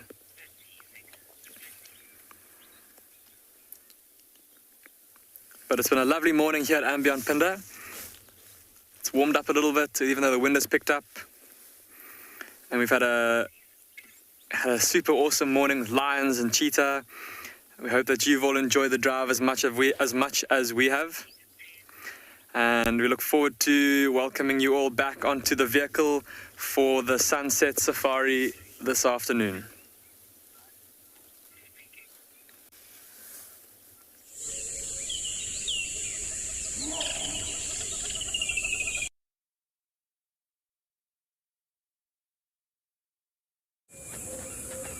This program features live coverage of an African safari and may include animal kills and carcasses. Viewer discretion is advised. Good afternoon and welcome to Djuma Private Game Reserve. We're currently looking at the landscape. Not much is happening around us here. On our side here, Ellie and I will bubble on Djuma, but we will be reporting live from all our locations, which is great. Hopefully we'll be able to show you some great sightings. So please jump on board and welcome to your very own live safari from the African wild.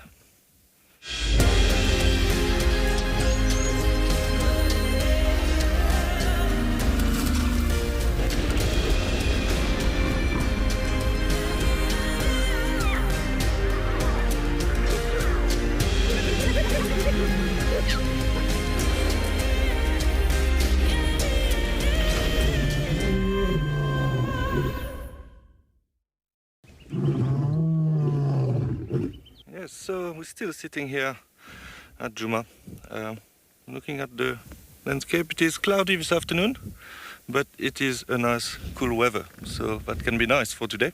My name is Cedric and I have Darren on camera with me this afternoon. Yeah, so I was saying on our plan for us it's to bumble around, see what we can find, and maybe do some birding again. We get some great bird this morning, so why not continue that? Yeah, so we're currently on Philemon's cut line. We left camp a little bit early to see if we can find anything, but no luck yet. But it is very early still. So I think what we will do on our side now, I did one part of Zoe's road, I would like to do the other part now.